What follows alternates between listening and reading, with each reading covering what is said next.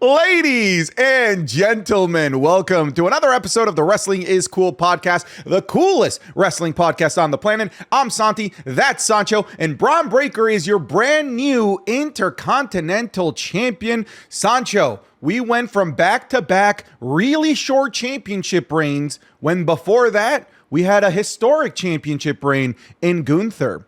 What are your thoughts right now on the Intercontinental Championship as it stands? Not the feud that, we're developing with Jey Uso. I want to talk about the IC Championship first.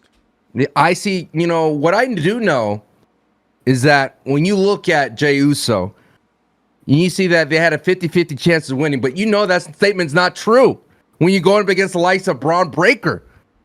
You know what I'm saying? The Bron Brekker math is too strong for Jey Uso. Dude, I thought you had the whole thing ready to go. I thought I was about to sit here for 5 minutes and listen to Steiner math. I was like, no shot this guy has it ready. Look, I think I'm okay with, I'm good. I'm really good with Bron Brekker being the Intercontinental Champion. I'll just say this, right? I feel like the last several Intercontinental Championship victories have felt like we've crowned a new champion. Okay. This time, Bron Brekker won the Intercontinental Championship, but it didn't feel like we crowned a new champion. Because for the first time, a championship change of this magnitude was in the background of everything else that was developing. It was actually a secondary thought to what's being built up with Jey Uso and the Bloodline. And I feel like that kind of sucks for Bron Brekker, but at the same time, it's not as if it's his first championship win. If it was his first IC championship victory, I feel I'd be pretty bummed for him. But I feel like this is just returning to the status quo more than just a new championship victory. Like, I don't think this one is one of those that's going to warrant a celebration.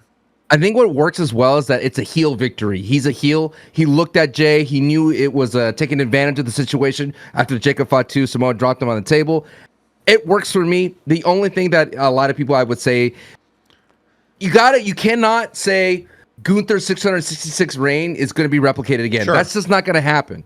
It's already reestablished the IC title as a stepping stone to the heavyweight title, as we talked about. We cannot revisit the past. We cannot expect Jey Uso to go on a long run. My question for you, Santi, is it worse for the Bloodline to stop Jey to get that first title, or is it even worse to have them strip away Jey from the title? And I think that's what Triple H was doing. Okay. I feel like both are pretty bad.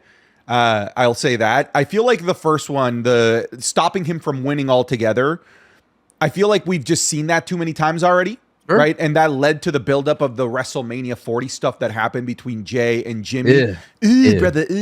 So it would have been there, done that. However, it would have elicited a lot of anger from fans of like, oh my goodness, Jey Uso again getting screwed over by the Bloodline. Because like this, oh no, not again. It would have been like the fifth time. So I am okay. I feel like this is a bit more of a gut punch, like taking the championship that he worked so hard to finally get in only 3 weeks time of him being champion. So it does work for me. I'm just looking at the other side of the coin, which is Bron Breakker's victory. It didn't feel like a championship victory. And more than anything, Sancho, I'll say this, it didn't feel like a Bron Brekker win. That's not how he wins matches. Well, I would disagree a bit because he did kick out of the spear and the splash. That was huge. There was a Bron Brekker-esque moment, yes. Right. That still kept them strong. My question for you as well is Roman on SmackDown says, I'm going to do this my way. And then he goes out and gets beaten up by the Bloodline 2.0. Is this part of Roman's plan, knowing that the Bloodline was going to go against Jey, just to let that happen so that Jey does lose? Because, people were like, where's Roman and Jimmy? My gut kind of tells me that Roman is kind of like, all right, we know that if he loses the IC title due to Solo Sikoa's Bloodline, that he'll join me. It's a very Machiavellian, wise man type play from Roman. Let me simplify for you. It's very, very psychotic. I know, but that is Roman. That Roman. Works well with the character. A very egotistical, psychotic character that has always been at the reins of everything. No pun intended to his last name. He's been the one that's been controlling things all along. And I do think that mentality works for the Roman Reigns that we've always known, but I don't know that it works for the babyface Roman that they're trying to pitch nowadays, especially this babyface Jimmy that wants to make things better with everybody. The fixer. Look, we needed Carlito in this. That's what the Bloodline should hire, Carlito, to fix things. To fix things. I had this thought, Santi, and we're going to get back to Bron Brekker because I think that is a good, topic to discuss about his new IC title reign and who's going to go up against him and who's going to feud with him next. I had this thought, and you know me, my tinfoil hat ideas, my infamous unwatchable ideas. Unwatchable. Is it crazy to think that this Bloodline could eventually unite and create a 9-man strongman faction with all the Bloodline members? Because when Roman talked about it on SmackDown that he wants to bring the family together, that he promised his father that he's going to fix things. What a line. Why? I know, we're so good. Why is it not unfathomable that the Bloodline could actually unite and be this ultimate juggernaut faction that takes over the WWE completely? And I'm talking The Rock, Solo, Jacob, the Tongas, the OG Bloodline, the Usos, Roman Reigns, and Sami, why not? All together making that 10-man. All together and just dominate. Okay. I've realized, Sancho, that you may not like them, but many of our viewers like my anime references. What would happen if we'd gotten Golden Frieza on the Namek arc? Sancho, what would have happened? It would have killed Goku, Vegeta would have been dead, Frieza would have just taken over, and the story just would have never played out. He would have been too strong, too dominant. So I ask you, Sancho, who would be standing across from Golden Frieza on Namek? Who is going to stand from this, across the hallway from this super bloodline?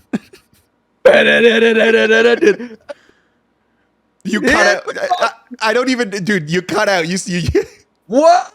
Oh, Cody Rhodes, no. Even the podcast didn't want to hear what you were saying. It cut you out. You woed. No, Cody Rhodes versus the entire Bloodline. Okay, you want to hear my crappy Sancho fantasy booking? Wow. You want to hear it? You want to hear my unwatchable fantasy booking?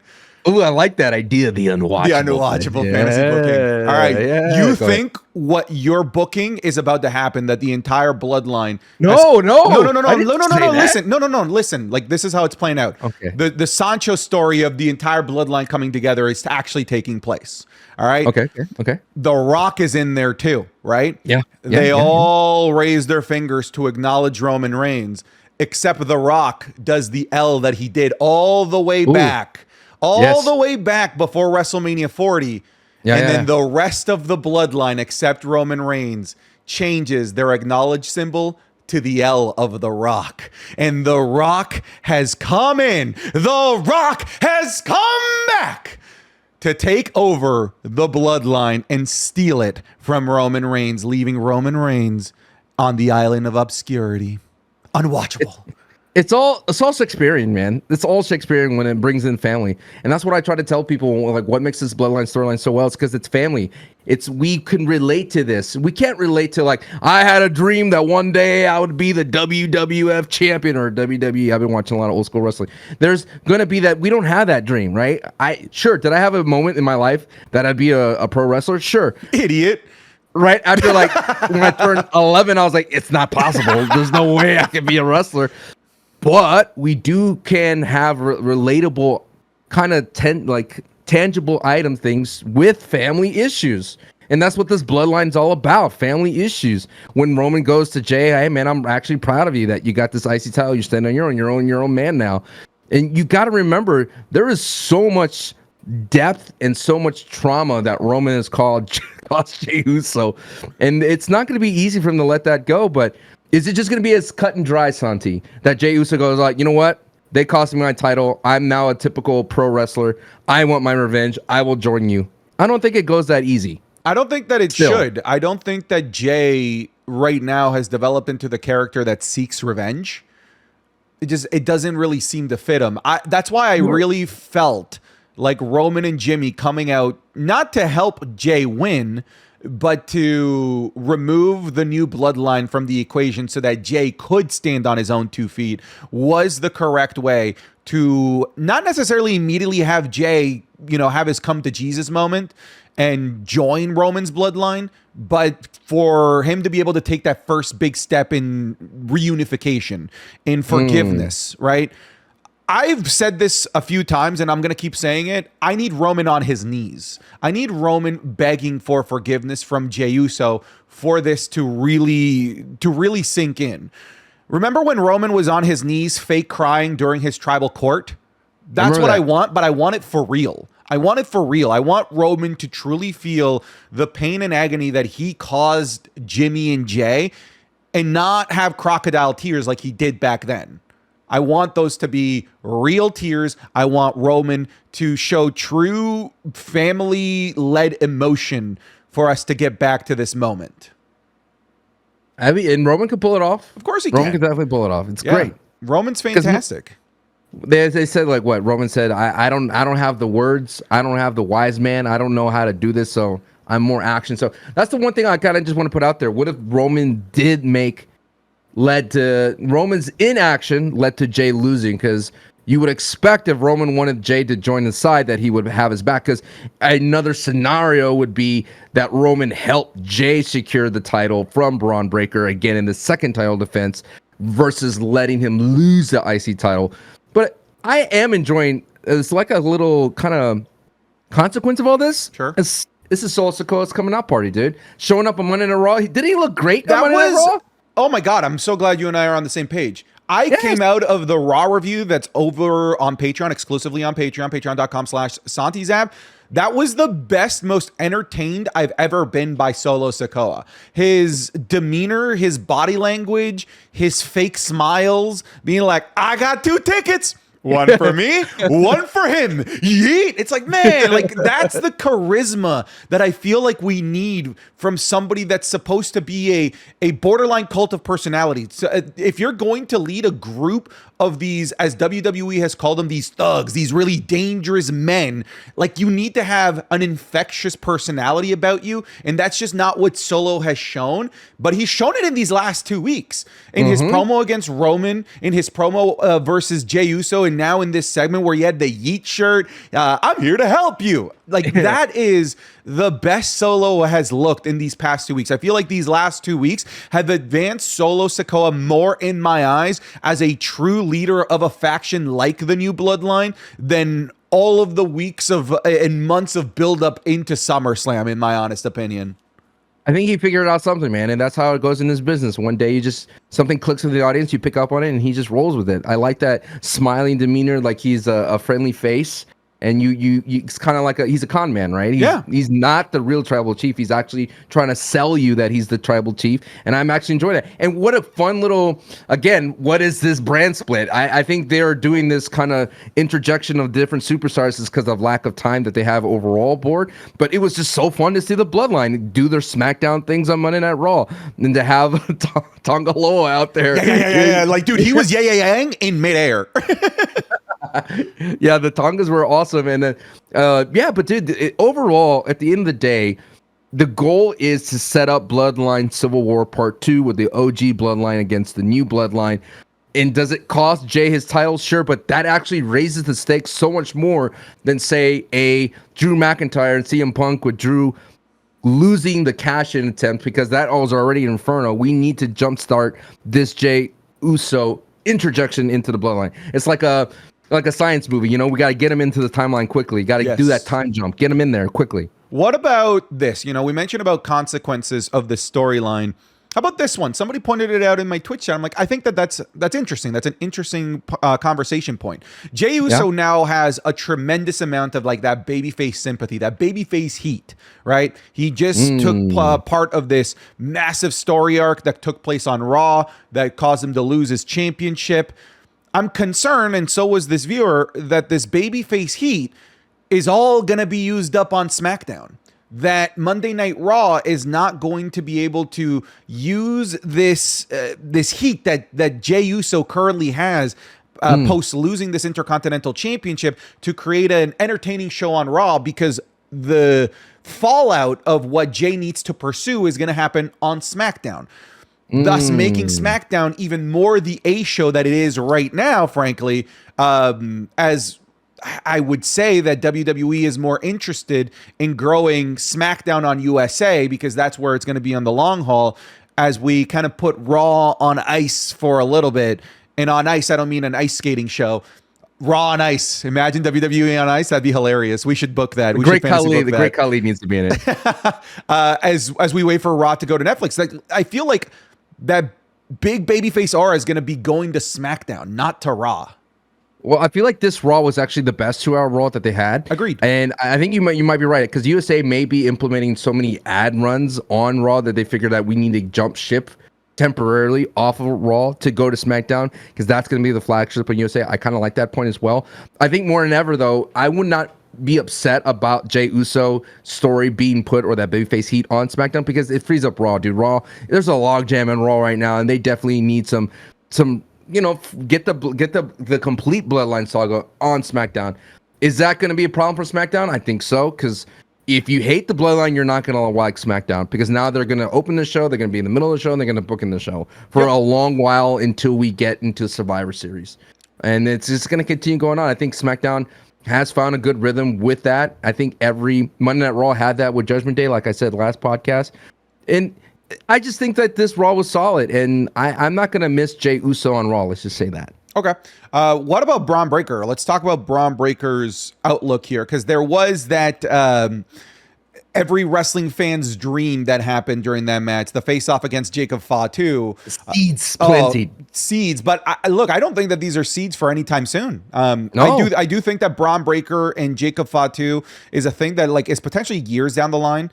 I don't think that Bron Brekker, even though he speared Solo by accident and had that face-off with Jacob Fatu, I don't think that Bron Brekker is being inserted into the storyline in any capacity. I think it was a one-off moment. Bron Brekker is going to stay on Raw, do his thing, while the Bloodline splinters back to SmackDown and develops that storyline. But bro, WrestleMania 44 main event potentially, in terms of how their trajectory of their careers are going, it's not crazy. I think Bron Brekker and the standoff with Jacob Fatu is Triple H's way to remind you, dude, this could happen too. Yeah. What do you think? Thoughts? It's like Triple H going, huh? What do you think, guys? And then you're like, yeah. It's all over again. I mean, there's so much potential within the roster for so many feuds. Like when CM Punk came out and says, I won Gunther, oh yeah, you could actually go up against Gunther. Yeah. Dude, it's a gun nut being like, here's my Remington. Here, let me show you my closet with my other arsenal of weapons that I have. You could have gone with a Pokemon cards. I guess. Here's my Charizard, but allow me to show you my Blastoise as well as my Venusaur. When the Pokemon cards first hit, dude, when you had that foil Charizard, you were a god amongst men. Yeah. Here, let's go back to Frieza on planet Namek first. I'm just kidding. I want to get into anime. It's just for example, I wanted to get into the My Hero Academia, right? Okay, yeah. And I'm like, oh yeah, cool, this is a great one. And then I was like, maybe I should read the mangas, right? And get into that. And they're like, no, there's 1,000 books. Yeah, don't read, just watch, bro. Just watch the anime. And One Punch Man, I was like, I want to get into that too, but there was 1,000 One Punch Man. There's how, Santi? How can me get into anime? Where should I start? Well, a lot of people say Death Note is very digestible. Well, it's that's a good way to get saying that, hey, I want to get into Captain America. Let me start with the comic books. You're going to dude, there's a bazillion of them. You're going to be in there forever. Just put the fries in the bag and watch the movies, bro. Just put the fries in the bag and watch the anime. Okay, get me an anime to start. Death Note is only about 32 episodes, 20 something minutes each. Fantastic, great story that should have been done live action and they ruined it. Full Metal Alchemist, I think, is the greatest anime of all time. I feel like you would love Full Metal Alchemist. It's a beautiful, funny, and emotional, and it will give you trauma type of story. It's that good and that deep and that dark, but funny as well. If you like action, My Hero Academia is a great one. I wouldn't recommend Dragon Ball at this point. It's just so old at this point, but Dragon Ball is I feel like something you needed to grow up with. But Frieza on Planet Namek, man. Good times. So no love for Naruto and anything like that, or is that? Oh, I mean, I feel like that shouldn't be where you start. Naruto and One Piece, dude. That's One Piece is over 1,000 episodes long.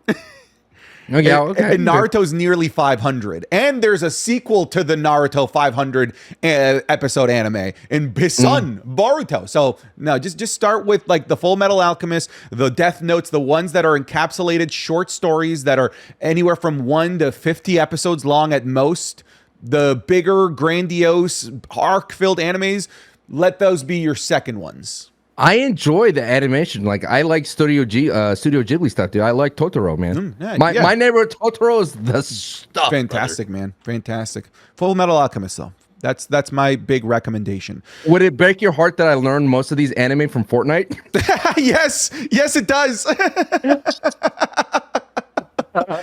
Speaking of anime, big anime fan Xavier Woods involved in more drama on Monday Night Raw.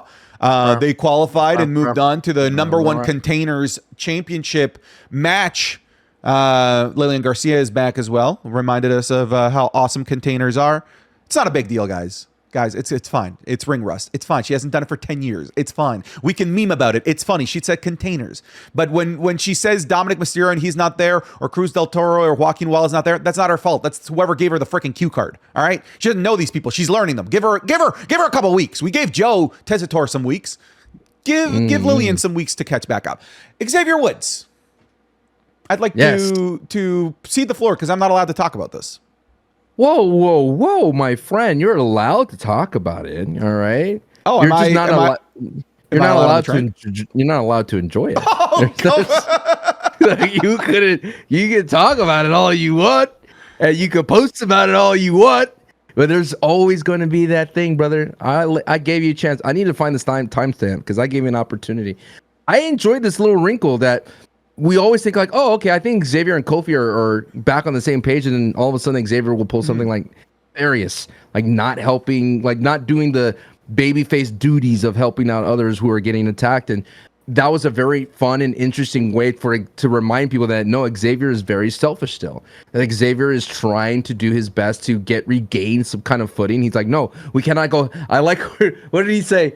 He said something that was so, he said, R-Truth, he knows what's up. He knows what's up. That's such an unintentionally funny heel thing to say. Right. He knows what's up. He was just screaming at it because R-Truth was getting just destroyed in the ring. And that's of our course, boy. That's our boy. And then Kofi went in there. But I'm happy they didn't do the whole thing where like Xavier was like upset at Kofi maybe for R-Truth helping in. Like, did Kofi tell R-Truth to come by? I like that. I like the new wrinkles. And I see that is now... that we know that Xavier is a bad seed, so to speak, in this tag team, that he's rotting within because of Karrion Kross, that the parasite that eventually is going to break out like a cordyceps fungi, and all of a sudden it's just going to destroy New Day. It's going to implode, and it has to implode on the biggest stage. It has to implode when they're right about to win the championship, where they have that opportunity against Judgment Day, when you're thinking that they're going to do this, and then Xavier makes the wrong play, or Kofi makes the wrong play and Xavier implodes. It has to be done when the stakes are high. Yeah. Because if it's done too soon, which has been happened frequently in these New Day, Karrion Kross type of situations, it often implodes too soon, and then the WWE tries to pay it off, and it just either something else happens or runs out of time, like Xavier Woods having as Intercontinental Champ against Jey Uso. And I'm like, all right, perfect. This is a great place for Xavier Woods to implode, and then it didn't happen because the 2-hour Raw stuck its nose in its business. I think it's gonna be great, man. Okay. What I do enjoy about New Day is that it's a ticking time bomb that we're all waiting for when it's gonna happen. But I think that WWE cannot make the same mistakes it has in the past in previous New Day stuff, and needs to implode in the biggest stakes, like where all eyeballs are on it right now. So that's what I was gonna ask you. When you look at the New Day, when you look at what they could accomplish, what is those stakes? Like, what could create the ecosystem for the implosion, for it to not feel like you did it at the wrong time? What is the moment? And maybe you don't know. Maybe it's just like, I hope Triple H can come up with something good. But do you have an idea of what these stakes could be that could lead to the place where Xavier Woods turns, and you as a fan of this feud can say, perfect? I think that it's not exactly, it's going to be a swerve where it's not Xavier Woods that finally turns. It's where Kofi stands up to Xavier, and then they get the crossing of the swords. Because Kofi has been dealing with this and been eating Xavier's crow forever, letting Xavier be the quarterback. But eventually, dude, you know, just like the Steelers bench Justin Fields, dude, you got to bench Xavier Woods. And who's going to be able to do that? Kofi. Kofi has to do it. I'm just concerned because we have some pretty recent evidence of WWE taking this type of storyline that could, or it had the potential to be really hot and not pulling the trigger with it. I'm talking about Chad Gable and Otis, where there were some similarities in how the build up to like the eventual split between Alpha Academy. Is it Alpha Academy? We keep getting it wrong. Yes, Alpha Academy. What's and how we? No, you called it American. You also messed up. We both messed up. It's because of you. It's because of you. Oh, no. Hey, you're gaslighting. We're in this together, brother. All right? All right. We're in this together. All right? All right. Your screw-ups are mine, and mine are yours. Yes, forever and always. Yes, but you're still not allowed. But continue. Okay, wow. All right. Look, we just have evidence of WWE taking this mid-card story that had the potential to blow up into something cool and just not pulling the trigger with it. I'm hoping that that's just not the case with the New Day. And I don't think that it can be the case because of how many players are involved. Obviously, now we have the Final Testament out there. We have R-Truth and The Miz. And now we have the newly returned Wyatt Six, who really waited till as close to Halloween as they could.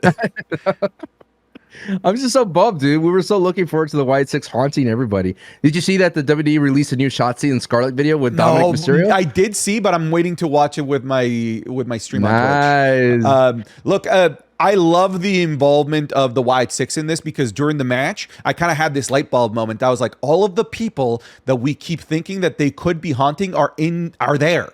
Karrion, Xavier, and The Miz, they're all there. You know what I actually would have preferred? I don't know how they would have done it, but again, this is Santi's unwatchable fantasy booking. You know how The Miz was left in the ring by himself? I would have loved if there were 3 people left in the ring by themselves as the rest of the Wyatt Six clears out the Final Testament. I wish it was Xavier, The Miz, and Karrion Kross in the ring, and Uncle Howdy appears in the middle, looks at all 3 of them, lights off, disappears. So we still don't know who they're coming after. That to me would have been maybe a little bit too fan servicey, but it would have worked for me. It would have worked for me. From what I've seen is like I mentioned, the 2-hour Raw means we have to do work on the socials timelines for the WWE to keep up with the product. Karrion Kross posted a poster of them, the Wyatt Six, and the Final Testament, like half and half. And I'm enjoying that Karrion's not afraid. Like, that's kind of a cool new wrinkle. Like, why be afraid of the Wyatt Six if you have your own faction like the Final Testament to back you up? And as you could see, the clashing of the styles of the Final Testament with AOP, Authors of Pain, alongside with Dexter Lumis and Eric Rowan. Dude, they could cook. They've not let AOP do their thing since coming back. Like, AOP can be fantastic. And I think that this could be the feud that unlocks the potential, similar to Grand Elder Guru on Planet Namek, unlocking the potential of both Gohan and Krillin. I feel like this could be what unlocks the potential of Karrion Kross and the entirety of the Final Testament. Who is Piccolo then? Because I'm a big Piccolo guy. I love Piccolo. Honestly, I think Piccolo is Xavier Woods. Oh, yeah, because like Piccolo, especially right before the Namek saga, you know, we had the Saiyan arc. Piccolo's actually the big bad guy, but like he kind of is teetering the line of morality where he could be good, he could be bad, and I feel like that's what Xavier Woods is, the path that he's walking towards. And maybe he'll walk down a path of overall absolvement, and he'll become a good guy again. I always liked Piccolo because he was the kind of guy that he knew he was outmatched, but he wasn't backing down from a fight. Nah, Piccolo was awesome. That's my favorite character too. Really? Yeah. Yeah, man. See? Is he in Fortnite? No, stop. You don't have to always go back to Fortnite. No, he might be in Fortnite. I gotta look this up. God, I hate you. I hate you so much. So much. I despise you. But yeah, no, I'm excited for Wyatt Six and what they can do with the Final Testament. My question is, Sancho. Yes. Wyatt Six and Final Testament. This is a new train, right? I'm allowed to enjoy this. Okay, if the New Day gets removed from this, I'm allowed to enjoy this, right? Listen, man, I am a man of the people, and the man of the people still don't want me on you. They want you on this train. Dude, my entire Twitch chat throughout the entire Wyatt Six thing was not allowed, not allowed, not allowed. Like literally from top to bottom, not allowed, even for the Wyatt Six stuff. Because they felt the you perk up a little, like going, ooh, this is exciting. No, Again, this is unfair. I've been way more over on the Wyatt Six than you. You were off the Wyatt Six train. I've been the one that stayed on that the whole time. I should be allowed here. I'm not asking for permission. I'm on it. Whoa. I think it's fair to let the people decide. So what they're going to say no. The people suck. The people hate me. The election's coming up soon here in the States. I will ask you, maybe can you put up a poll on the comments? I think it's possible, right? In the YouTube comments, you could put up a poll. Or maybe on Friday, when this released publicly, you put up a poll.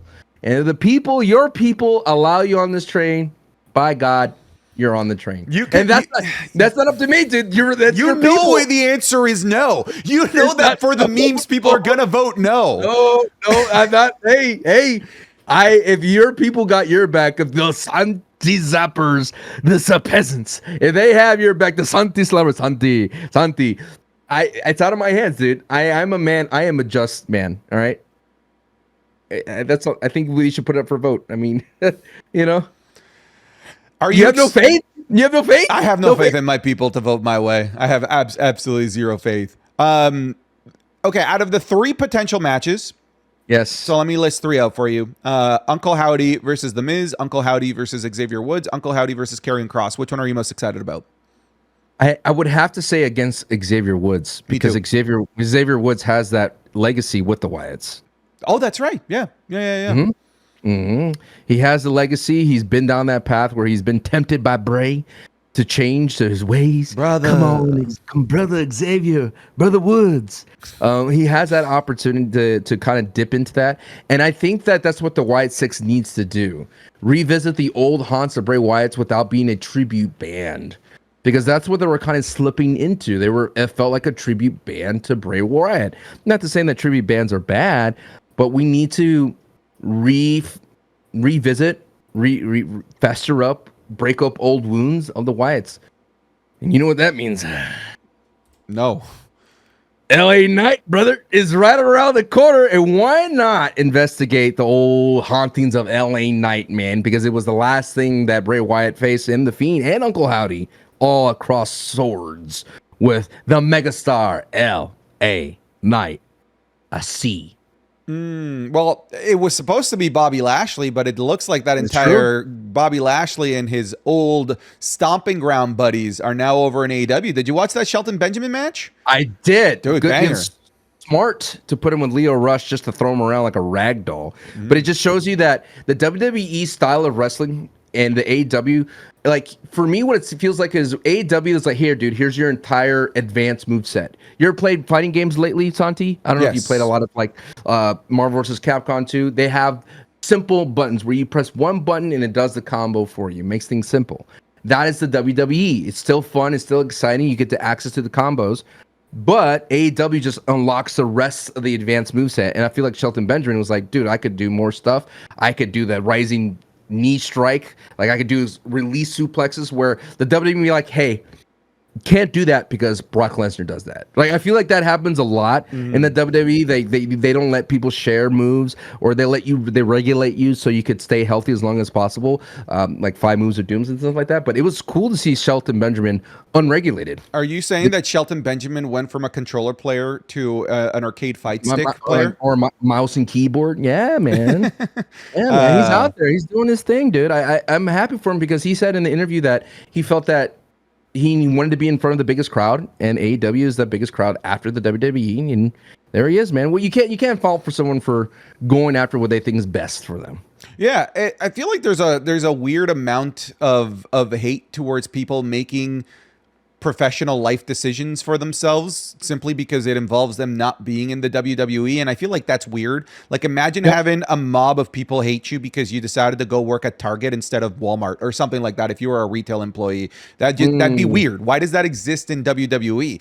Like, I don't know if you saw how many people were blaming Ricochet for us losing Samantha Irwin from the WWE. Like, bro, like, Samantha wants to go work somewhere else. Like, why is that? That's so weird that wrestling is a echo chamber where that's a talking point where we villainize people for where they want to or don't want to work.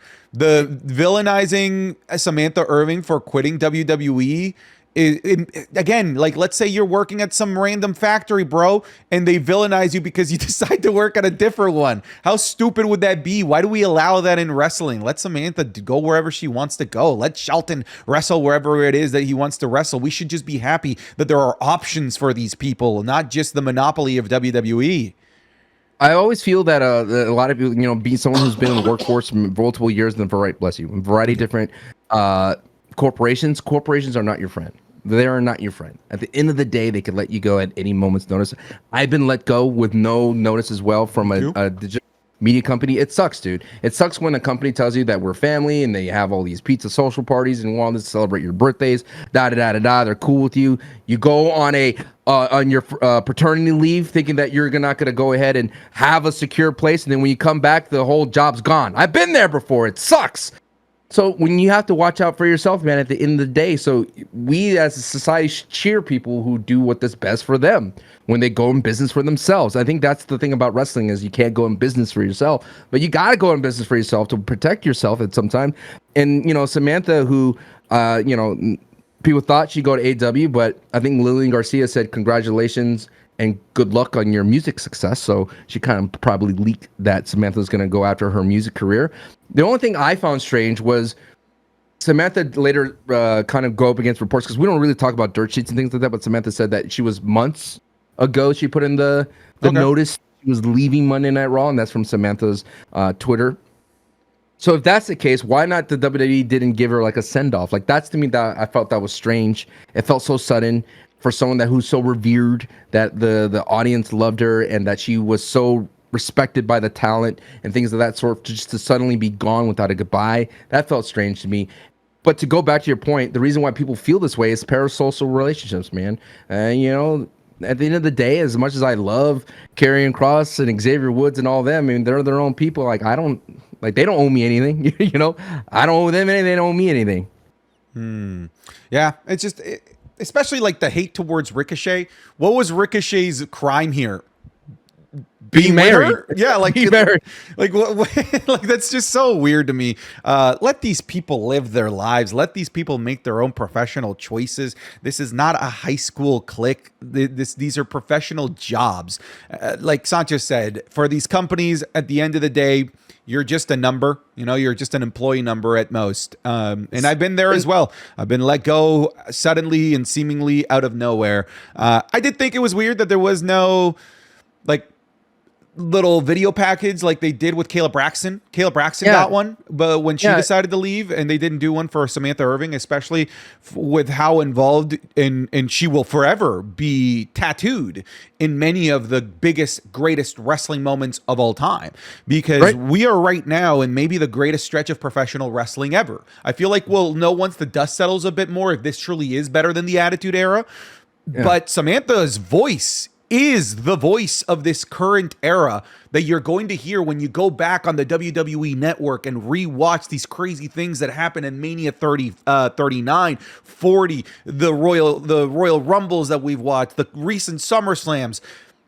It's Samantha's voice that's ingrained there forever. And if you're an old school wrestling fan, and it's crazy to think that I'm technically old school with the Ruthless Aggression era from the early 2000s, you have these voices in your head, they come from me, they understand, that you will always associate wrestling with. Tony Chimmel, Howard Finkel, all of these guys, even though Tony Chimmel hasn't been in WWE forever, him saying rated R superstar will always be a part of WWE lore and legacy, and Samantha is going to be that as well with her great legendary calls.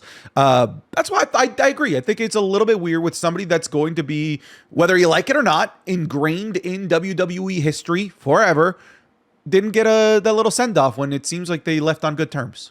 You're forgetting Justin Roberts. John Cena. I never liked Justin Roberts. Can I be honest? Never liked it's Justin okay. Roberts. He's not my favorite. This is a safe place, but Samantha Irvin did so much for her career in a short amount of time that would put her up in the conversations of the Howard Finkel and things like that. And you know, the reason why I like the thing because his legacy stretched beyond just one era. You know, he kind of bled into multiple eras, and he had that voice. And for one more, he had that great voice. But you know, Samantha said that she did a lot of homework and she kind of pulled a lot of inspiration from Fink as well. But you know, I think that for me, I just wish we got to say goodbye. It felt weird to go, Joe and Samantha Irvin has now left us and replacing her with Lillian Garcia. Very weird thing to do, but you know, business is business. Maybe the WWE felt like they didn't need to do that, and maybe I don't know. Technically, they don't. They don't. It was just, nice. It'd be nice. It'd be nice. I mean, I think was it Catherine Kelly, the other reporter? She's gonna get one. She's awesome. Oh yeah. And like I said, they did one for Kayla Braxton. They didn't. So see, that was a weird situation because you know she said she you hear these interviews with, but it kind of went strange after that LA Knight interview, right? When he was trying to bait her to say yeah, and she didn't, and it was just like a weird kind of dude. LA Knight just has these awkward moments with people. I know, dude. I feel like if I interviewed LA Knight, I would have a moment where I would put my foot in my mouth on accident and not even realize I did, dude. It's not easy interviewing egos, whether they're like big egos or like playing a big ego. It's very difficult to do that, especially when you're interviewing. When I interviewed actors of the main stage, actors in Hollywood, it's hard to kind of approach them because they know that you're here to do a job and they're there to do a job, and you know what are you going to do? And I think what made Samantha special though is that she wasn't just there to do the job. She made it special, you know. She took it to that nth degree. She used her singing background to make memorable calls. She purposely didn't know the end of finishes so she could be emotionally tied to it. There's not going to be another person like Samantha. You could tell she's created a style of announcing that is going to be mimic. You know, there's people growing up who want to be ring announcers are going to mimic Samantha Irvin. And you mentioned people growing up. There's people growing up that this will be the voice of their wrestling childhood, like how Finkel was for you and how Tony Chimmel and Lillian Garcia was for me. So, yeah, there's going to be a lot of emotional attachment to Samantha Irvin leaving, which maybe explains some of the toxicity behind her decision to leave. But yeah, I wish Samantha Irvin all of the best wherever it is that she lands. I'm sure that she's going to do amazing. You know what? Howard Finkel came back for a one-off to announce CM Punk to the ring once.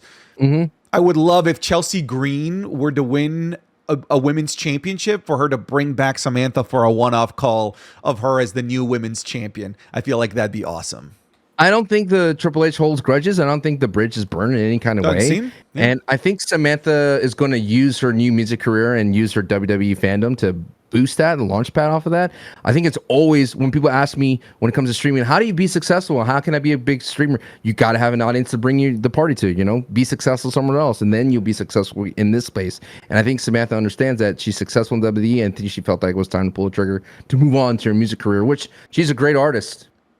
I've never really heard her does she have original music? I think I've so. heard her do covers. That's the thing. I've heard her do covers. I've never heard her original music of hers. In my mind, whatever made her eject out of the Monday Night Raw, whatever, it had to be that big and that important. But at the same time, y'all understand that Monday night schedule, she's just not only working there. I'm sure she's working house shows, being on the road. There's no time to do anything else. Either you're just like a wrestling, either you're on Monday Night Raw or you're traveling to the next show. That is what wrestling is all about. So that's why she had to probably leave. Yep, that's fair. Let's kind of change things up here. There's still some things from Monday Night Raw that I want to talk about, but I don't want to lose sight of Friday Night SmackDown, which happened a few days ago before we recorded this. We had the debut of the Motor City Machine Guns, Sancho. I'd like to get your initial thoughts on the MCMG coming to the WWE. This is my criticism of the SmackDown tag team division. Monday Night Raw, you saw, remember last Monday, they had multiple number one contender tag team matches, right? To figure it out. That's where they had the New Day and A-Op, even though they didn't really have a match. I think that WWE did the Motor City Machine Guns a huge disservice by having them debut in a triple threat. Agreed. I didn't get a sense of who they were. As someone that didn't know who they are, and I understand they're big Impact and TNA legends, I think their vignettes weren't that great in introducing who they are. They were kind of just like feel of like Detroit. They kind of were teasing that they were coming. The fact that the Instagram showed their signing kind of felt weird as well. It kind of dampened the surprise. But the biggest thing is I feel like the WWE didn't introduce who they were in the vignettes like they did like a Delta or a Stephanie Vacker or even a Julia type of thing, like actually showing their thing, their history. They actually did a better job of introducing who they were post-match in a social media post, which I'm sure we're going to see in SmackDown. But yeah, man, I wish it wasn't a triple threat because I feel as a casual, as I was a casual fan from their lenses, the crowd didn't really get a sense who they are. And when you have Grayson Waller and Austin Theory, someone who we're familiar with, even the Los Garzas, you're like, why should I be rooting for these outsiders, so to speak? That's what it felt like to me. Yeah, no, I agree. I feel like they weren't put in the best position, especially in WWE tag team triple threat rules where one of the tag teams is fully out. There were numerous points in the match where none of the guys from the Motor City Machine Guns were in the match. So like it kind of just does leave this dead space, not the video game, this dead space where, fans that are being introduced to the Motor City Machine Guns aren't really getting to see the fast-paced nature of their wrestling. There were like hints and glimpses of it, but it wasn't the right place to showcase them. I really felt like it should have just been them versus the Garzas. Like, which was booked in the beginning. Yeah, because the Garzas themselves are also trying to earn the right to have that time on TV, right? Yep. Like you mentioned, for those that are casual, it might have been hard to get behind the Motor City Machine Guns if they were just going up against two known characters and Grayson Waller and Austin Theory, but the Garzas are still trying to find their footing as well. I feel like them versus the Garzas would have been the right choice here, and that's what I thought was originally advertised.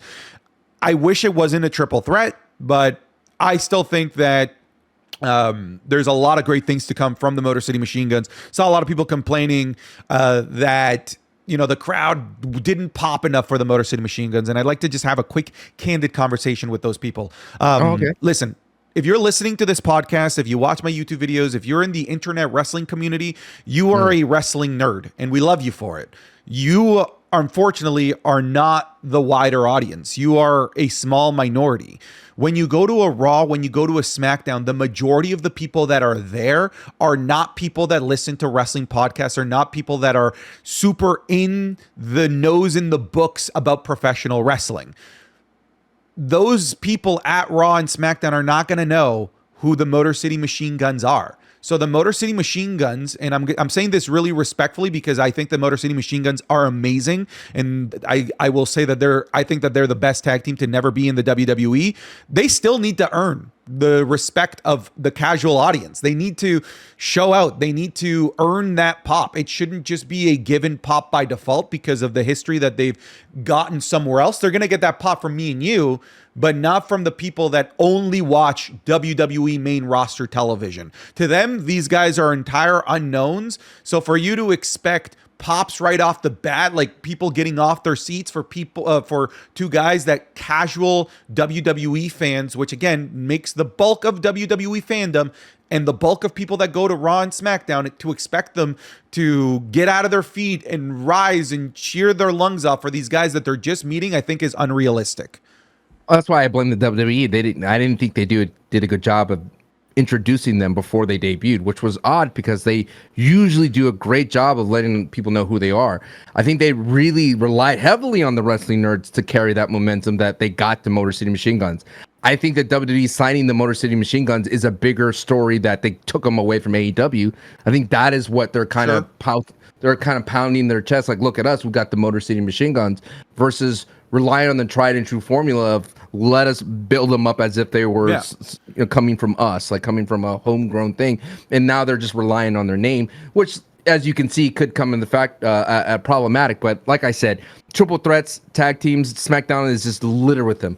And it did not help that they had a previous triple threat tag team match that was so good. Incredible. That opening up, it was not a good thing, because then the second one came out. I was like, Motor City Machine Guns in this match, not as good as the first match that we saw tonight. You know what? I feel like they debuted them in a way where it would have been successful on NXT, because the NXT crowd is the wrestling nerd. Like, they are the ones that will give you the pop purely because of your history outside of the WWE ecosystem. but on the main roster, that's just not the place. I did find it funny that they kept trying to emote, doing their Fortnite emotes to try and get people off their feet. They got to build up their special. They got to build up the special, bro. So I think even they felt that the crowd was maybe a little bit flat, but I'm still incredibly bullish on the Motor City Machine Guns and their overall outlook on WWE and SmackDown in general. Well, the thing is like I felt like they debuted a city too soon. If they debuted in Brooklyn, I think that you have a better shot of getting those big pops. That's going to happen this week. I know they're going against DIY at the day. I think that's why they wanted it. They wanted that like big match for Brooklyn. Yeah. So I think that's what we're going to get. One thing that I was hoping for was they debuted on Monday Night Raw and go right up against Judgment Day, and then they took the belts off of them. I think that would have been an interesting play as well versus becoming on SmackDown where they're struggling, and I know the SmackDown tag division needs more bodies, but if it's going to be booked in a triple threat, fatal four-way type of situation, it doesn't matter how many bodies you have. Your talent cannot get over. And at the same time, where's it going to go? The bloodline is running around there. So I don't know. That's the tough part about having the bloodline so dominant is like you can't have the Motor City Machine Guns go over there because we already saw Jacob Fatu already kind of delayed the tag team division when he obliterated everybody. You know, you mentioned the Raw tag team division. It's bad. It's not good, but He's bad. I would love to see Dragon Lee and Rey Mysterio win these tag titles. And I thought that too, dude. I had that thought too. They were and great together. I know. I was like, man, this is probably the most excited I've been about anything related to LWO. These two as a tag team, they look great. And Sancho, I know that there's a lot of things with contracts blocking things, but if the play is a champion Dragon Lee and Rey Mysterio defending against the Lucha Brothers, brother, I'm sold beyond belief if that's the inevitable greener pastures that we can get to. But first and foremost, get these titles off the Judgment Day. It was a mistake to give it to them in the first place to elevate the Liv Morgan and Rhea Ripley storyline. That's already where it needs to be. Get these titles off of these blokes. They're not doing anything with them. Do you feel like Gray looks at Dragon Lee? He's like, man, if you were only my son. You know, he looks at it, dude. I don't understand, dude. Dominic Mysterio and Rey Mysterio's relationship would always be like a solid mainstay foundation for anything. Like the WWE could always dip into that at any moment's notice, and I'm in. So when they showed Rey looking at the Dominic Mysterio trailer, little on the truck, and he's like making fun of his match, I was like, come on, Rey. Why are you hating on your son, bro? You should be happy. Deadbeat. People are starting to see what I've been saying for so long. And then, like Dragon Lee's like he puts on the mask and he's like, look, I got a new dragon mask, and Ray looks at him like, no, how about you get this mask that looks like mine? You know, like he keeps trying to shape him up to look like him. It's like eventually Dragon Lee's gonna turn, dude. Dragon Lee's gonna be like, I'm not you, Ray, I'm my own man. But for now, I'm enjoying Dragon Lee and Ray. It makes me sad, you know, that for many reasons that we lost one of my favorites of all time way too soon, Eddie Guerrero. Because my goodness, not that Eddie would still be wrestling, but just the idea of Dominic and Eddie versus Dragon Lee and Rey Mysterio. Ooh. That's a Mania match, bro. That's a Mania match. You feed families. Oh my goodness, it'd be so good. And I like what you mentioned, you know, like Dominic, you can always at any moment dip into the Dominic and Rey Mysterio storyline. I wouldn't be surprised if we bring that that cat out of the bag again with Dominic being like, are you trying to replace me? You know, you're trying to find a new son? Do it, man. Like I'm shocked at how much I liked Ray and Dragon Lee together. They work well, and of course Ray has his new knees. They're cybernetic knees. I feel like he's just found the youth, it seems, every time he gets that new treatment. But yeah, dude, Dragon Lee is the only thing where that's gonna get in trouble, dude, where they get trip up his promos. Are they just going to be a team that's just out there, the typical luchador team on the WWE that doesn't say much, or do they cut those bilingual promos? And I'm not saying that it's just let Ray speak in Spanish, dude, and let us figure it out. No, Ray's going to speak one sentence at a time, English and then Spanish and then English, because that's the babyface way to speak Spanish, you know, because fully different, fully not English equals heel, Sancho. I know, but just let Damian. Damian does it so well. Damian doesn't speak in the bilingual so much, and we had Raquel do it a little bit in her little vignette, which she looked awesome in, by the way. Sorry. I'm making it a thing. I apologize, Rakizel. Just let Ray speak in Spanish because he would be so intimidating the way he could deliver that because it's his natural Ray is not intimidating. Ray is intimidating, No, he's dude. not. He's shorter than you. Why are you acting like he's like a little plus tall? Like, oh, look at little Ray. He is intimidating, dude, with those white eyes that he has. Dude. You ever seen him in Lucha Underground? Halloween Havoc 97? That man's intimidating, dude. Intimidating. Sure. You know what I'm surprised in before we leave this subject? Yeah. I'm surprised no promotion has picked up Jack Black and Nacho Libre just to make an appearance somewhere. Am I wrong? Yeah, but it's probably so expensive to bring in Jack Black to play his role. Come on, dude. I did a kind of like a collab stream with Jack Black. Come on, if he could hang out, if for 2 hours he could play Fortnite, he could definitely show up as Nacho Libre somewhere. I guess. If I was Jack Black, and maybe he's just not a fan of wrestling, but like if I was Jack Black and a fan of wrestling and I had that iconic character, I'd be doing everything I could to make that character canon, you know? Exactly. Put him in Saudi Arabia. Okay, so is LWO back? Is the question. No. Rey Mysterio and but Dragon Zelina's Lee. there. But Zelina's there too. Yes. Yeah, Zelina's great. LWO, like as it is, like they're back to being the NPCs of the LWO. Not needed. Not allowed on the LWO train, Joaquin Wilde and Cruz del Toro. Wow. Not allowed. Wow. You know, you mentioned that, you know, you're concerned about the mic skills of this tag team as a whole. Yeah. But, you know, I look at the other side of the equation. Finn Balor and JD McDonough can be great on the mic, and they suck as tag team champions. So maybe we could just have they haven't wrestled, though. Okay, but it is, I mean, my point still stands. I didn't say that they weren't good wrestlers. I said that they were bad tag team champions. Good? They just haven't. How many times have they defended the belt? Twice? Once?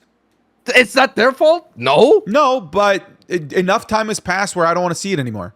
You lost me. No. That's why I'm saying put the titles. Put the titles on the LWO and let them be just pure in-ring tag team specialists. Don't do this, Santi. Are you done with Finn and JD? Or you just don't want to see them anymore? Already you said you don't like the Judgment Day. You want to break them up. You want to get rid of Rakizel. You want to move Dom, move them on. Maybe Rizlito joins them as well. But are you done with Finn Balor and JD McDonough? As champions, I'm not done with them. I'm purely talking from a tag team division point of view. They've done absolutely nothing to elevate the tag team. But you make it seem as if it's their fault. It's not their fault. Obviously, it's not their fault. But at the end of the day, they're still the flag bearers for this division. And if they're not being used as flag bearers by the people that can make the decisions, then clearly the people that make the decisions don't see them as great flag bearers for the tag team division in the first place. So let's find somebody else. It's because they look like dinner plates. Big old dinner plates. I don't understand. The tag team looks like a dinner plate. Oh, the tag team. I thought you were saying Finn Balor and JD McDonough look like dinner plates. I was like, I failed to see it, but I'm willing to hear you out. They got plenty of space to put food on them, but they don't do anything. They keep getting served. But no, I think the Raw tag team division could be on the road to getting back to somewhere because they properly give them like proper tag team matches.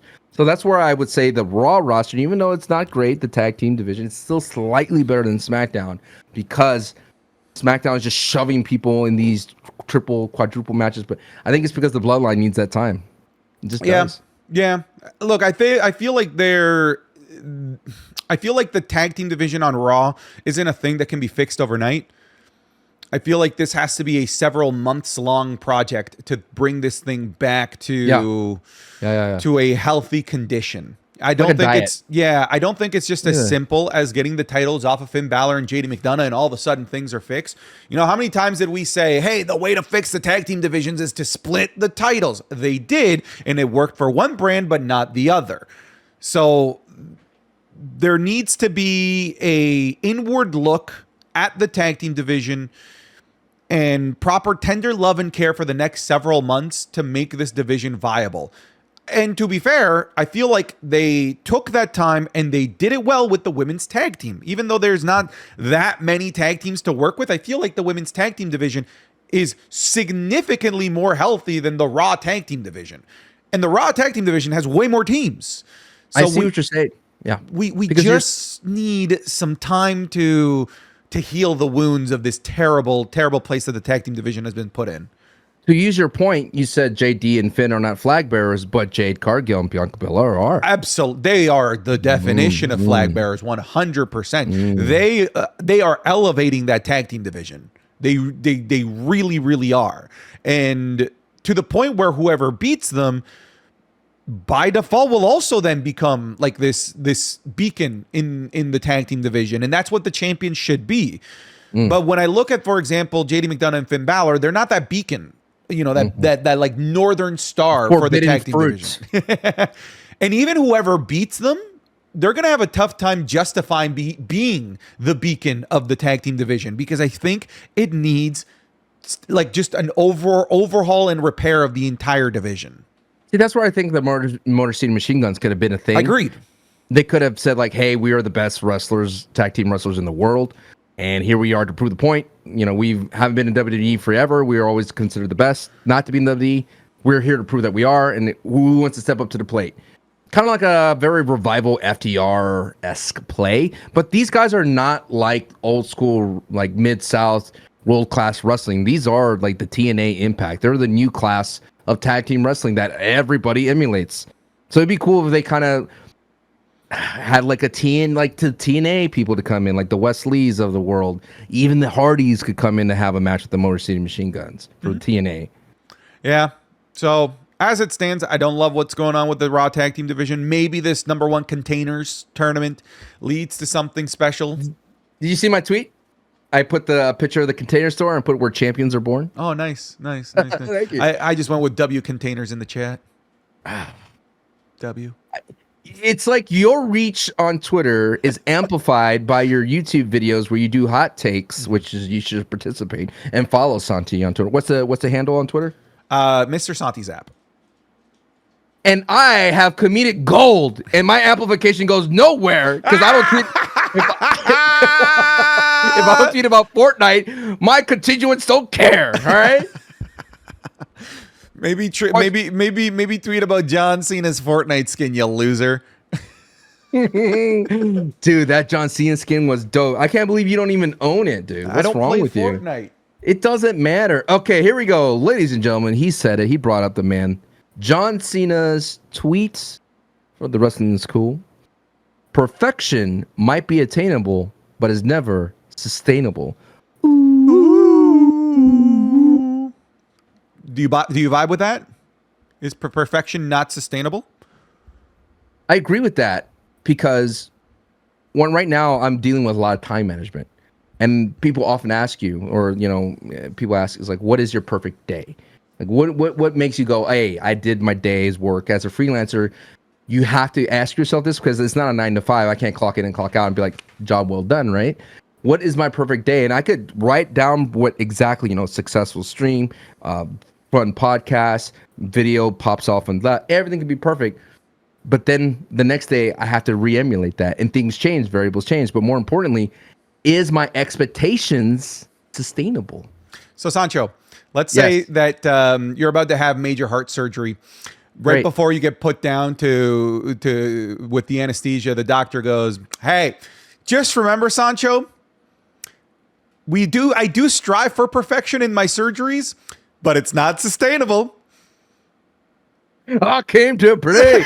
Look, I just don't think that it applies to everybody. I need pilots to be perfect every freaking day. I need you to be perfect. You can't just decide today that this isn't the day to be perfect. I hate to break it to you, dude. Not every flight's perfect, dude. There's going to be complications that you may not have heard of, but they keep it away from you.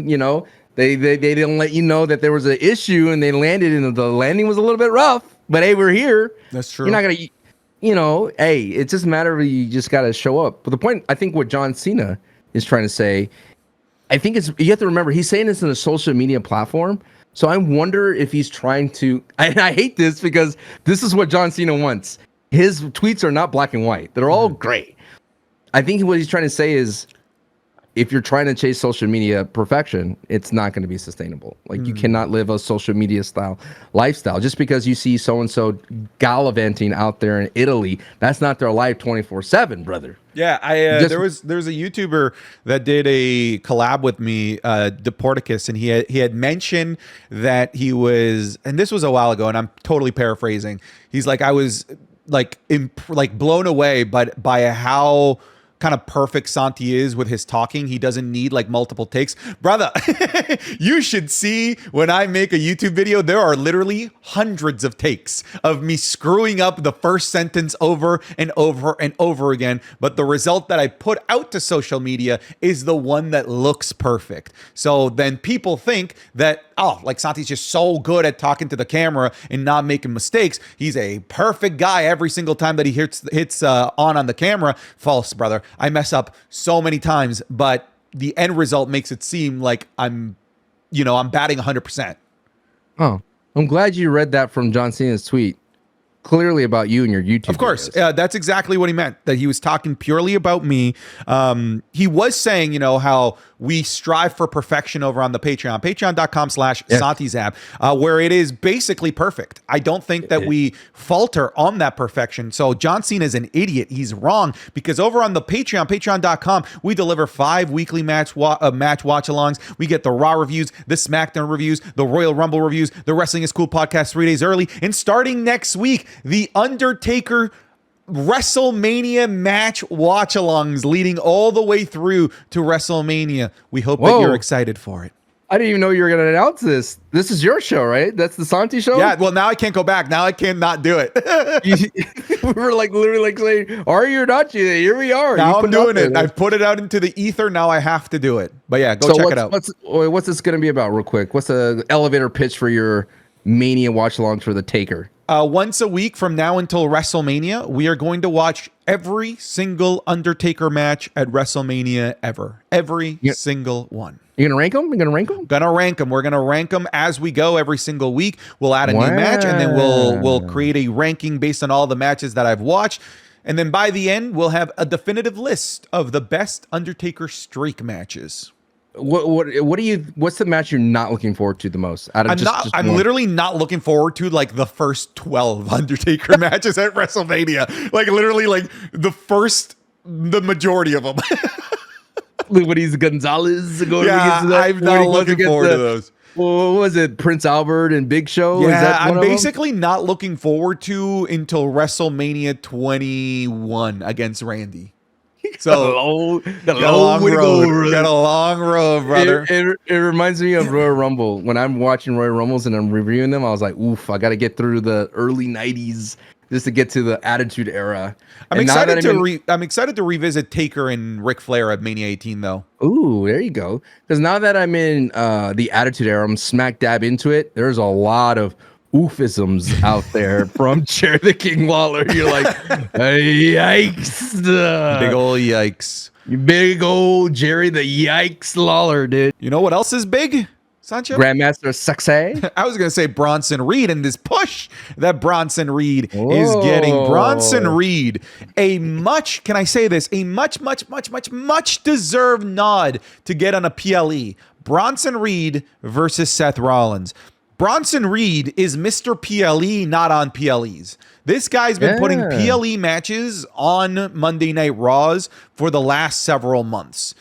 And it's nice that he now has a dancing partner in Seth Rollins that has the instant star power to be able to raise Bronson Reed to a PLE card, where now Bronson Reed can go show out in the biggest stage possible of the month at a PLE. Mm-hmm. And Sancho, not only am I happy for Bronson Reed, but I think that Bronson Reed should win, and I think that he will win. And he will do the thing that Nakamura wasn't able to do, which is pick up a big victory against Seth Rollins to allow him to be able to stay forever in the main event conversation, Sancho.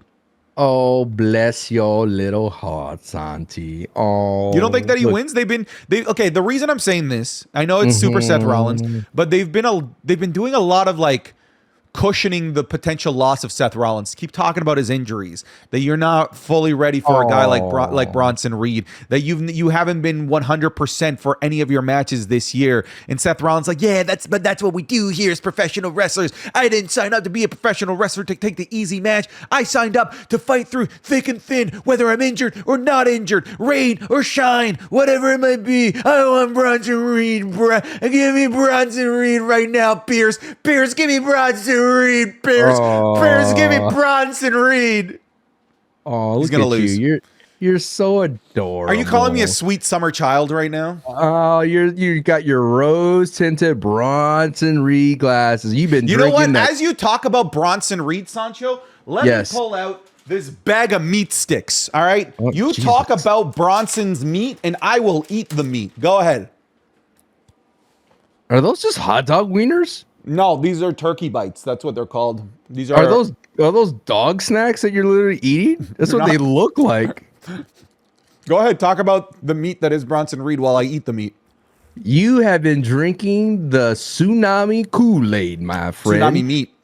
You are forgetting that this is the exact same kind of talk, dialogue, promos that Seth freaking Rollins has been saying throughout these entire times as a heavyweight champion.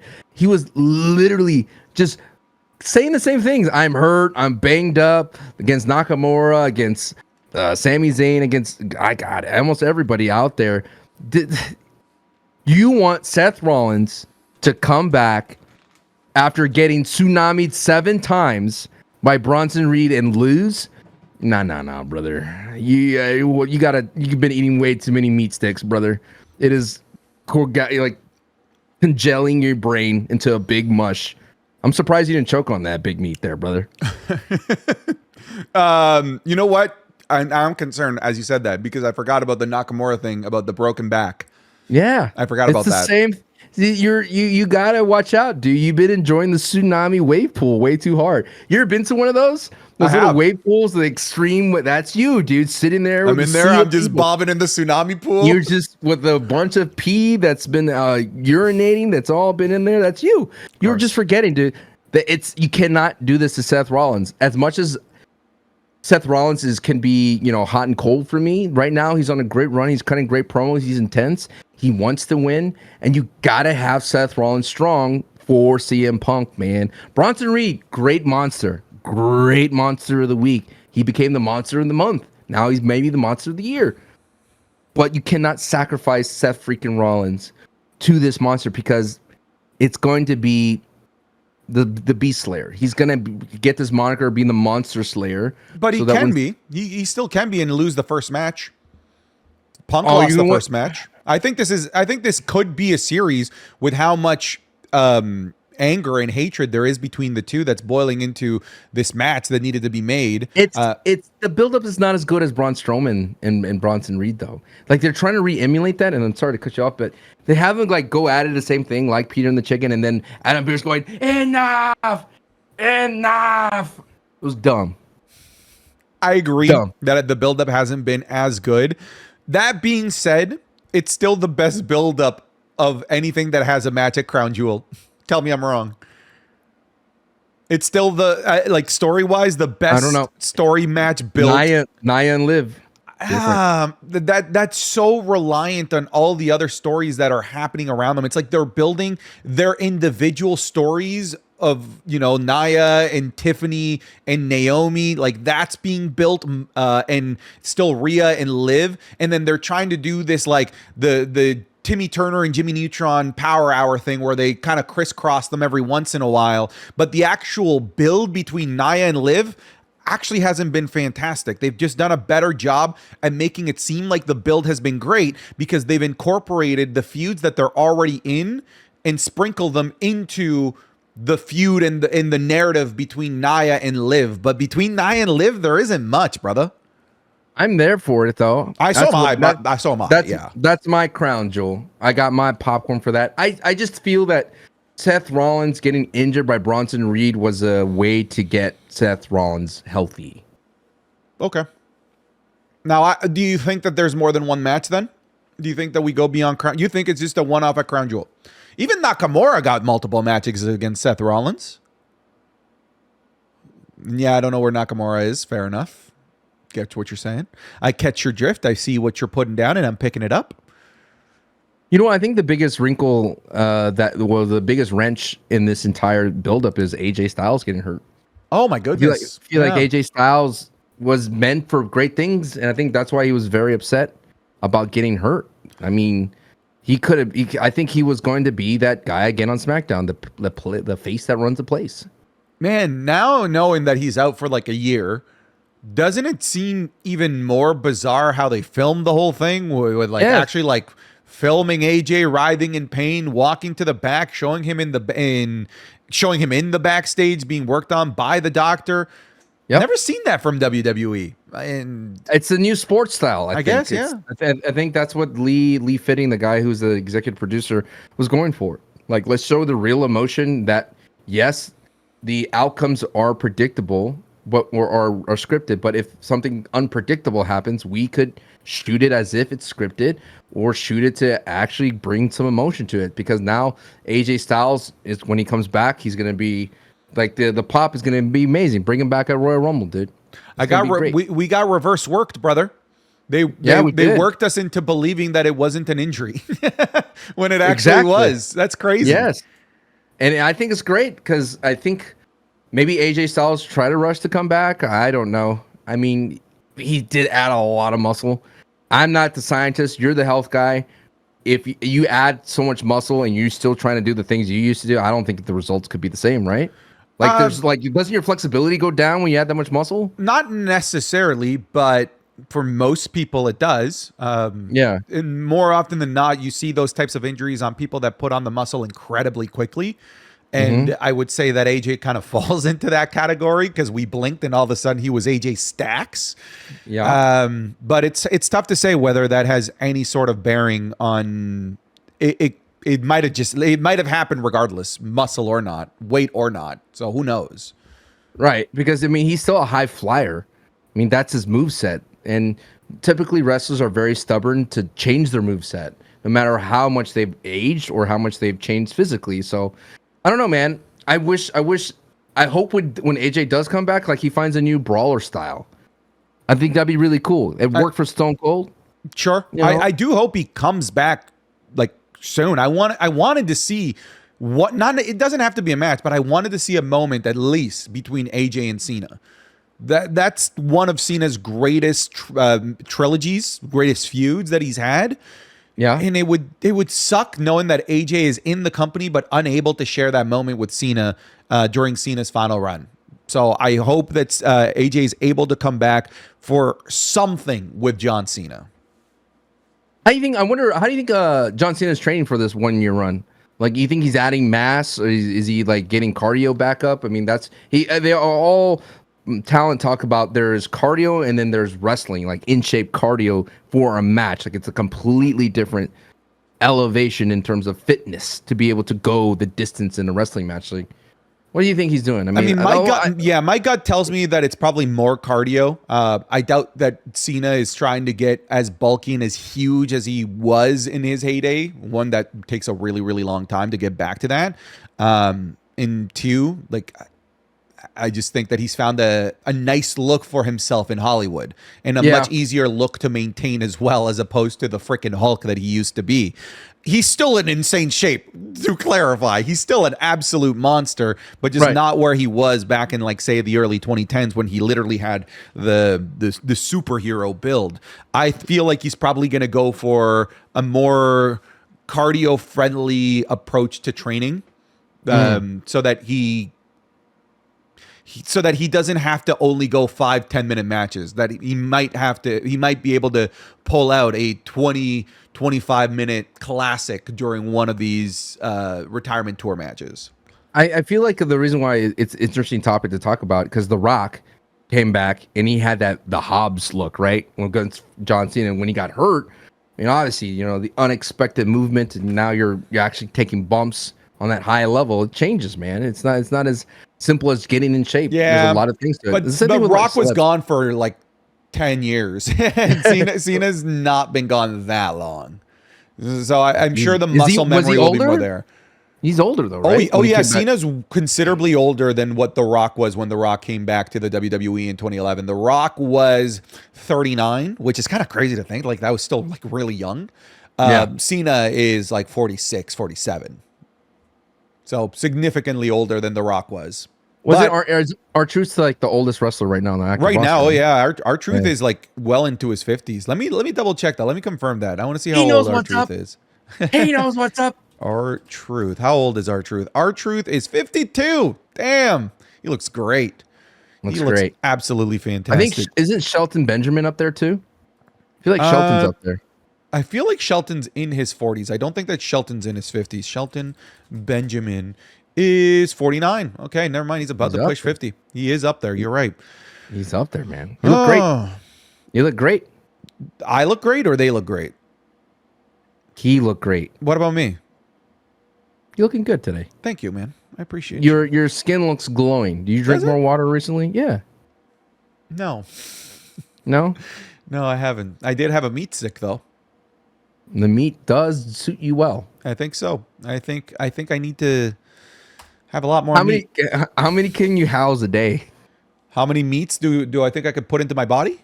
No, not at the same time. I'm talking about the meat, that package. How many are in that package, that meat? I think there's about 10. Can you house that in a day? Like, could I wolf 10 of those meat sticks? Yeah, that's what housing means. Well, I don't know what housing means. I'm a wolf guy. Sorry. I'm an alpha male. Don't you know? Can you wolf down 10 of those meat sticks? No, I don't think so. I don't think so. Is it too salty or just? They're pretty salty. They're pretty salty, yeah. And they're pretty packed with protein. It's a lot. It's a lot to take down. A lot of salts in that glizzy. Yeah. Man, I still. Dude, I think it's weighed you down a little bit after you ate it. You ate the meat sweats. Yeah, you gotta feel like you're kind of like powering down a little bit from the glizzy. Damian Priest. Let's chat about Damian Priest. They've reintroduced El Campeón back into the world title picture. And I thought that this was something that was missing for Gunther. You know, every other champion that's building up to their exhibition match, shall we call it, at Crown Jewel has a subsequent parallel storyline that's going on that will clearly pick up after Crown Jewel. Cody's got Kevin Owens, Liv Morgan has Rhea Ripley, Nia has Naomi and Tiffany Stratton. Gunther hasn't had anything. But now with the introduction of Damian Priest, we're there. And I keep seeing a trend with Gunther. They're only giving him the people that he never properly beat. They've given him Randy, that he didn't properly beat at King of the Ring. They've given him Sami Zayn, the guy that beat him at WrestleMania 40. And now they're giving him Damian Priest, the guy that he only beat because Finn Balor got involved. So it's like they want to remove all of these asterisks from Gunther's title reign as soon as possible, which maybe tells me that they're setting up for a really lengthy Gunther title reign if they're getting these out of the way. I feel really sad for Damian Priest because, you know, the Terror Twins, Rhea Ripley's doing her thing, Judgment Day's doing their thing, and Damian has nothing.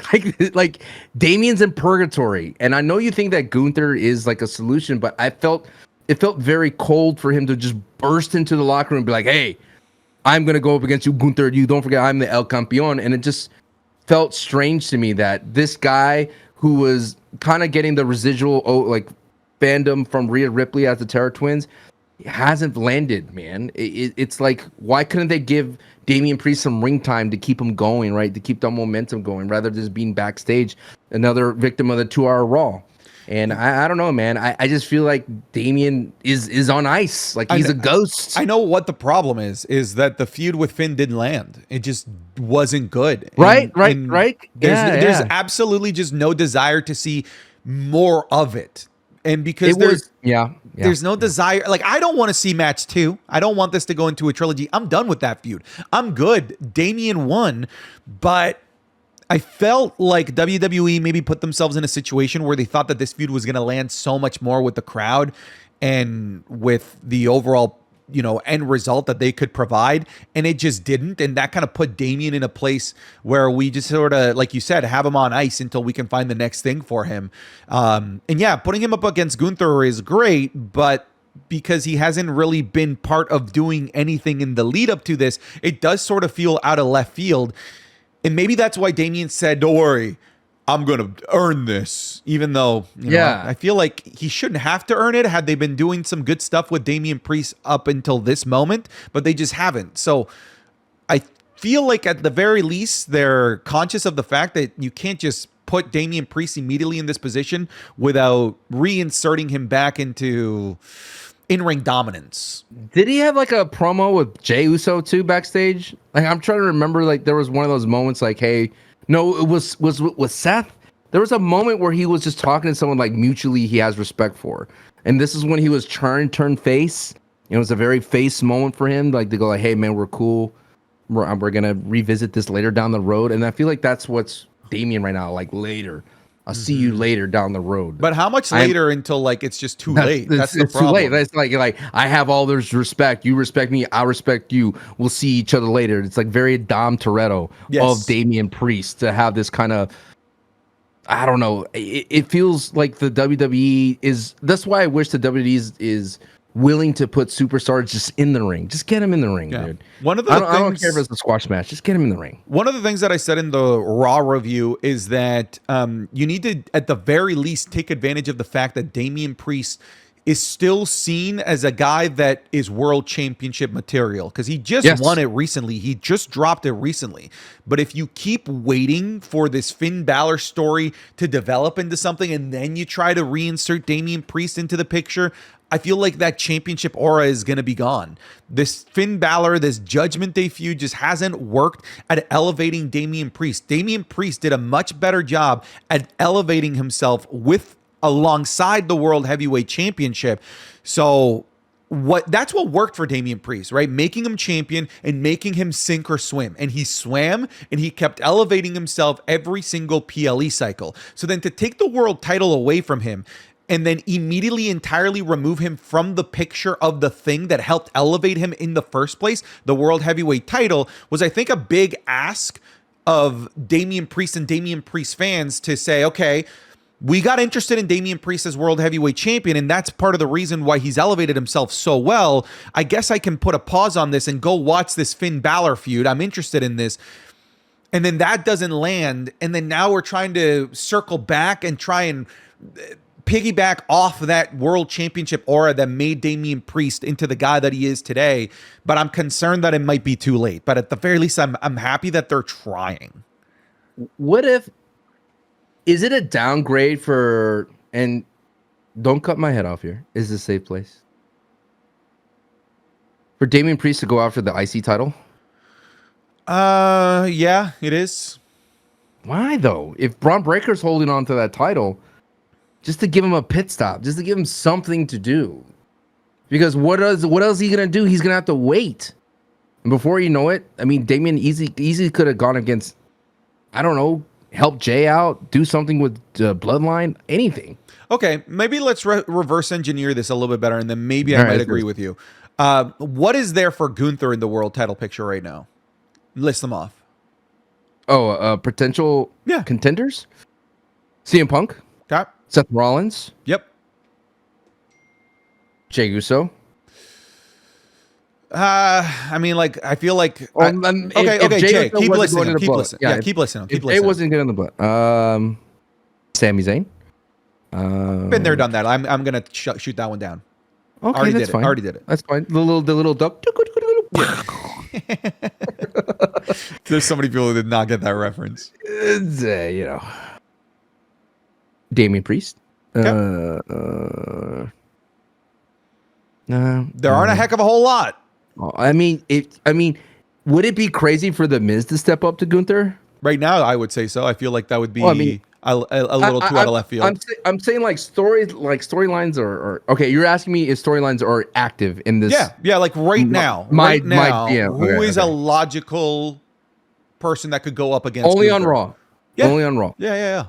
Use the limitations that they have too. Nakamura. He's on SmackDown. Off to a great start. He's not on SmackDown. Yes, he's nowhere.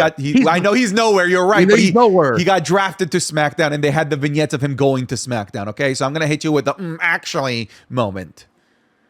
Yes, shooting that one down.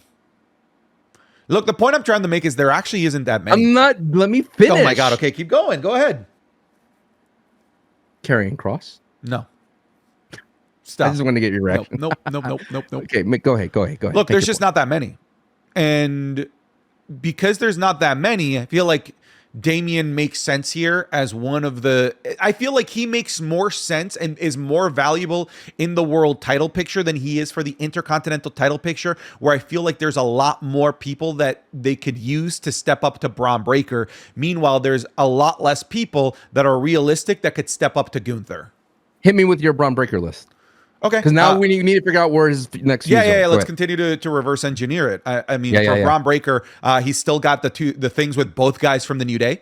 So Xavier and Kofi. Jey Uso could still be in the picture as well.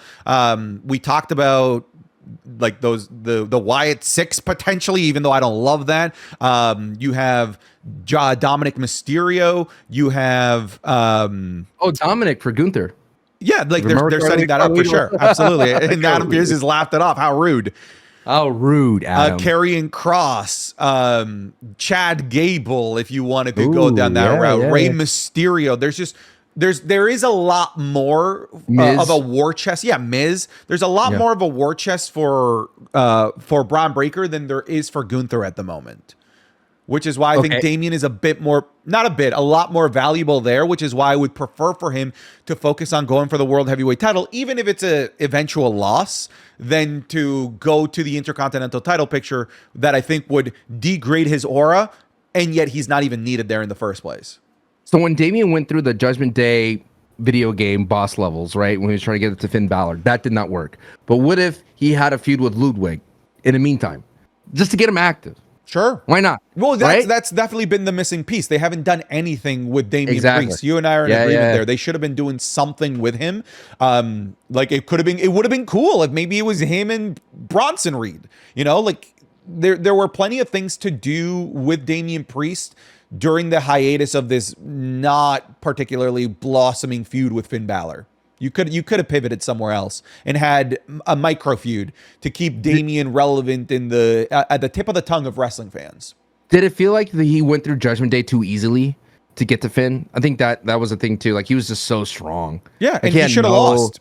Like he should have lost at Bad Blood if you wanted me to care about Damian continuing to go after Finn Balor. Because you know what's less interesting? The heel wanting another crack at the babyface. That's far less interesting. Just narratively. It's far more interesting when the babyface loses. Like, I want to go at it again. If the heel wanting the second shot just doesn't hit as hard. What if Damian costs Finn Balor and JD the tag team titles? Who cares? Those titles mean nothing. Okay. Yeah, like it. I really think that. Let's move on. Let's go somewhere else. Sancho. Let's call the whole Damian. thing, huh? Damian. I used to think you were street trash, but you are now beneath street trash. You are Earth subatomic trash. I don't buy that.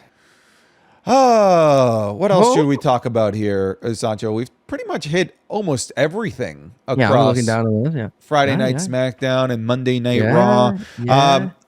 Something we didn't talk about here, something that could be pretty cool. NXT is going to what was the Hammerstein Ballroom, the ECW arena in Philadelphia. Do you want to see an NXT ECW one night stand, a hardcore NXT show in this arena, or do you just want a regular NXT show?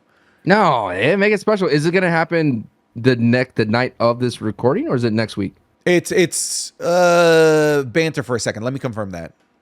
I would be excited because it's always fun when the WWE, they have so many, I guess, properties that they could kind of reuse and rehash, and ECW is a solid one. I wish they would, they're already doing it with some of the WCW pay-per-views, like the Great American Bash, Halloween Havoc, like all that stuff's awesome. So to have a one-night stand type vibe, or one night only, whatever you want to call it, it's going to be cool, man. And the fact that Paul Heyman retweeted it, it's kind of fun as well. Oh, Paul Heyman, if he was already back in TV, would have been great. Oh, I hope, because we've got the Brooklyn episode of SmackDown. Yep. He could come back there, and if he's back, I'd love to see him here. I would love to see Heyman at this episode of NXT. So it's next week? It's November 6th. So it'll be okay, after great. Crown Jewel. Very likely Paul that Heyman, Heyman's back. Heyman will be back 100%. I think if Heyman's tweeted about it, that's going to be a good thing. It's going to be awesome. I mean, we saw what it did for John Cena and RVD, right? Your favorite wrestler.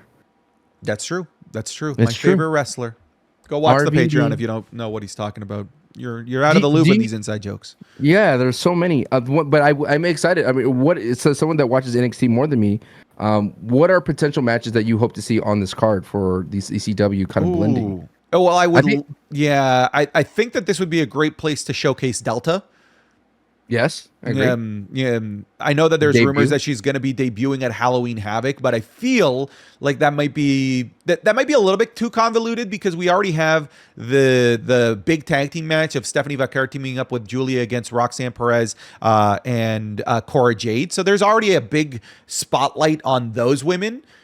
Meanwhile, if you just have Delta debut in front of a rowdy Philadelphia crowd, we talked about the importance of bringing in people from the indies in a setting that is conducive of the hardcore wrestling nerd to give them that big natural pop. I feel like in front of a Philadelphia crowd at the 2300 Arena is a perfect place to bring in a Delta. So I'd love to see the debut of Delta there, but I'd also love to see some sort of violent match between Obafemi and the Don. But it looks like they're already doing that in NXT Halloween Havoc in a get this, Sancho, tables, ladders, and scares match. Halloween Havoc, buddy.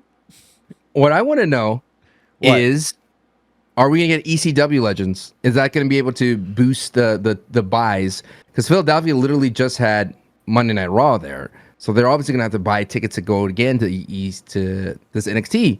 I think ECW legends have to be at that show, a la a Randy Orton, a la CM Punk. Sure, and I think Paul RVD. Heyman. I think Paul Heyman could be that guy. RVD can be that guy as well. Man, it's just kind of crazy to think about, like, what ECW legends can we bring to this when there's so many that just are no longer in wrestling shape, like most of them.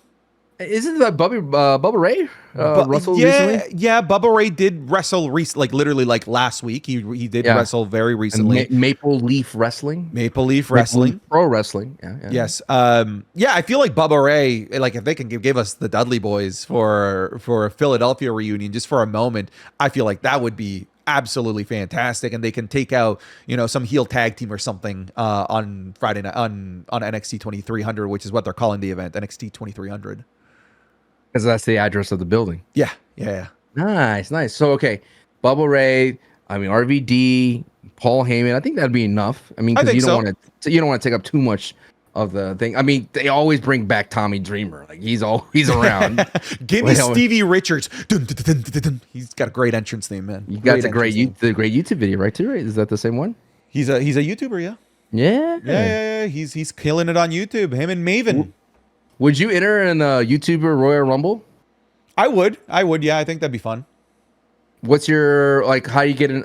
Are you winning or how are you going to get eliminated? Am I going to book myself to win? No, I want to be the loser. I want to lose. I want to have an immaculate elimination. I want to get chucked over and gone through a table or something. Not with your back. Your back. You can't do that. I know. You're going to do I'm going to have to win. You're going to do the Pat McAfee thing where you're just going to eliminate yourself. That's one of the cardinal sins that I'm discovering Royal Rumble after watching so many, Santi. I've watched 9 so far, so I'm starting to pick up little trends here and there.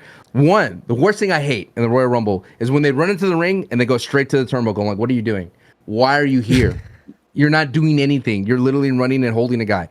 2, I hate when somebody goes through the middle rope or the bottom rope and then they always go, oh, he's not eliminated. I'm like, come on, dude. That's so dumb. 3, I hate self-eliminations, like Macho Man jumping up and over, and everyone's going he eliminated himself. The dumbest thing ever. Ahmad Johnson eliminating himself to go after Farouk. Dumb thing ever. I hate that. 3, Big Show. Big Show coming into Royal Rumble, not going to be fun. He's going to eliminate 4 or 5 people, and he's going to eliminate a favorite. Dude, I'm so glad. Let's just spend the rest of the podcast talking about how much we hate the Big Show. No, I don't hate Big Show. Is the worst, and we are in agreement here at the Wrestling is Cool podcast. No, that's not what I said. No. But also the interesting thing is if a wrestler gets eliminated for no reason, especially if he's your favorite, that's the worst cardinal sin in Royal Rumble. And I haven't got to the point where that happens frequently, but man. there's just times where you're just like watching someone and it's like a random tag team. Like, why are you taking the spot? And also the biggest thing I hate is why is it when we're all in the faction that we decide we're gonna beat up each other when we have the numbers game? I hate that. Oh, it's every rule for themselves. That's why they're going up against each other. And like a tag team member or DX or Nation Domination. I kid you not, Santi. DX in Royal Rumble 2000 had all members of DX in the ring. And what do? Billy Gunn goes after Road Dogg. Like, why? Why? Why are you guys that stupid? Are you guys that dumb? Like, just wait for more people to come out and eliminate them, and then once you're actually the last ones left, then attack each other. Yes. It is stupid. It is stupid. I don't want to entirely stray away and go towards the end of the show because I just remember we should probably talk about Kevin Owens and the things that are going on over there. Sure. I guess we kind of called it, like the whole they're preventing Kevin Owens from being able to tell his side of the story. We even had Cody Rhodes entirely ignore Kevin Owens entirely in his promo and instead weirdly bring up his daughter in a feud against Gunther. And even Gunther's like, why'd you do that? Like, that's not even what we're talking about here. Why'd you bring up your daughter?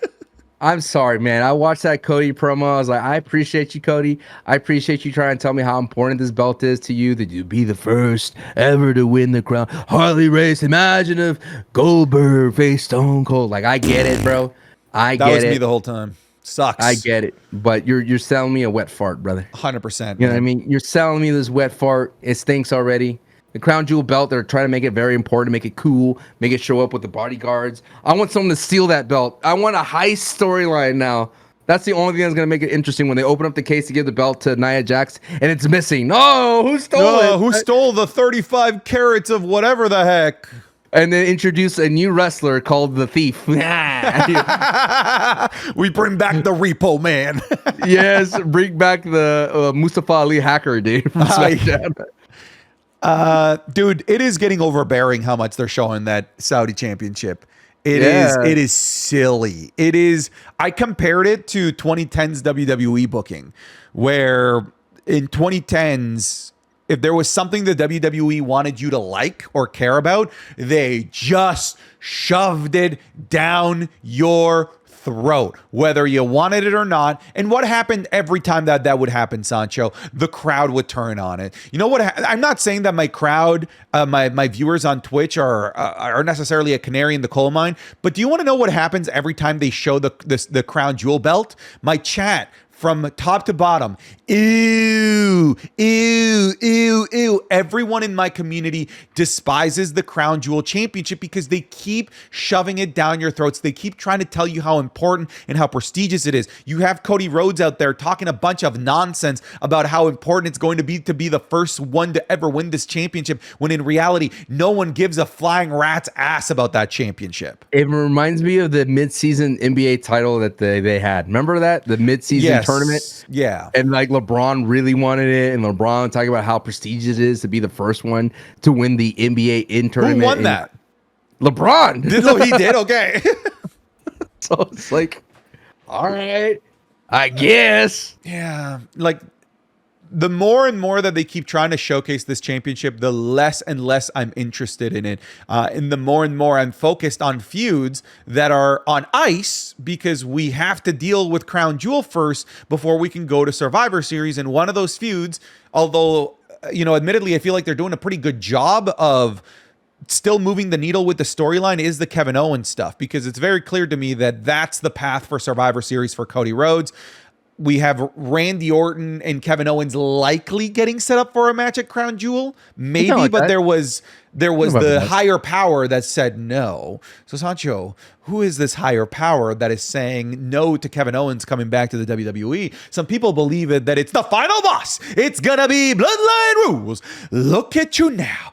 Look at you now, boy. A lot of people think it's The Rock, but I think it's just logically It's Triple H. It's Triple H, right? It's Triple H. It's The Rock is a stretch. Can you imagine that when Randy comes? Like, we're gonna get a SmackDown where Randy goes to Triple H at Gorilla to talk to him about it. No, not right now, Randy. I'm kind of busy right now. Oh no, Hunter, we're gonna talk about it now. Woo! Let that happen. Would I enjoy a Kevin Owens and Randy Orton match at Crown Jewel? Sure, dude, because Crown Jewel needs help. Crown Jewel needs help, and it needs canon events. Yes. Does that make sense? When I say it needs canon events, it needs matches and storylines that make you want to tune into Crown Jewel, because if you miss Crown Jewel, you're going to miss something big and something important. Because Cody versus Gunther, albeit a great match, once the smoke settles, if you miss that match, you're going to be just fine on the next episode of SmackDown or on the next episode of Raw. So we get the Wyatt Six and Karrion Kross in the Final Testament at Survivor Series, right? That has to be a Survivor Series. Are you? Because I'm saying it's too early to put them in Crown Jewel. It is. I'm trying to build out this Crown Jewel card. So, you know what? I'm willing to say yes to Survivor Series because Raw is now 2 hours. If we were in the 3-hour Raw ecosystem, I could have totally seen Wyatt Six and Final Testament being one of those like PLE worthy feuds that starts and ends at a go home episode of Raw. But with it now being 2 hours, this could be the thing that gives us 7-match PLEs back, Sancho. Rejoice! Rejoice, Sancho! You're gonna get the Final Testament at a PLE, what everybody always wanted. You're gonna get the Pure Fusion Collective at a PLE. You're gonna get us copyrighted. I'm that accurate. Oh, wow, he's pitch perfect. He's so good. You ever seen the Pitch Perfect movies? Yes, of course. I love the movies, dude. Yeah, the Starships, and I love them, dude. Anna Kendrick. Oh, good stuff. Great. Is that where the Cup song came from? It is, right? Yep. Yeah. She I think she did it in an audition. Yeah. And they decided to put it in the movie. Remember when everybody, every girl in the world was learning that, dude? Bro, I at the time I was living with my niece who was like 12 at the time. She was just obsessed with this Cup song. I know what cup sings you're upset with. What? What? What? I don't even know what you said. You don't need to know the rest. I don't need to know. Hey, what? Hey, okay. Build out the Crown Jewel card real quick. Is there anything from the women's side that could help build out Crown Jewel? See, they're doing it on. I feel like they're gonna do it on Raw. I think Damage Control versus Bianca Belair and Jade Cargill is maybe the best thing going in the women's division right now that has room to be on Crown Jewel, because obviously you can't do any of the women's main championships there.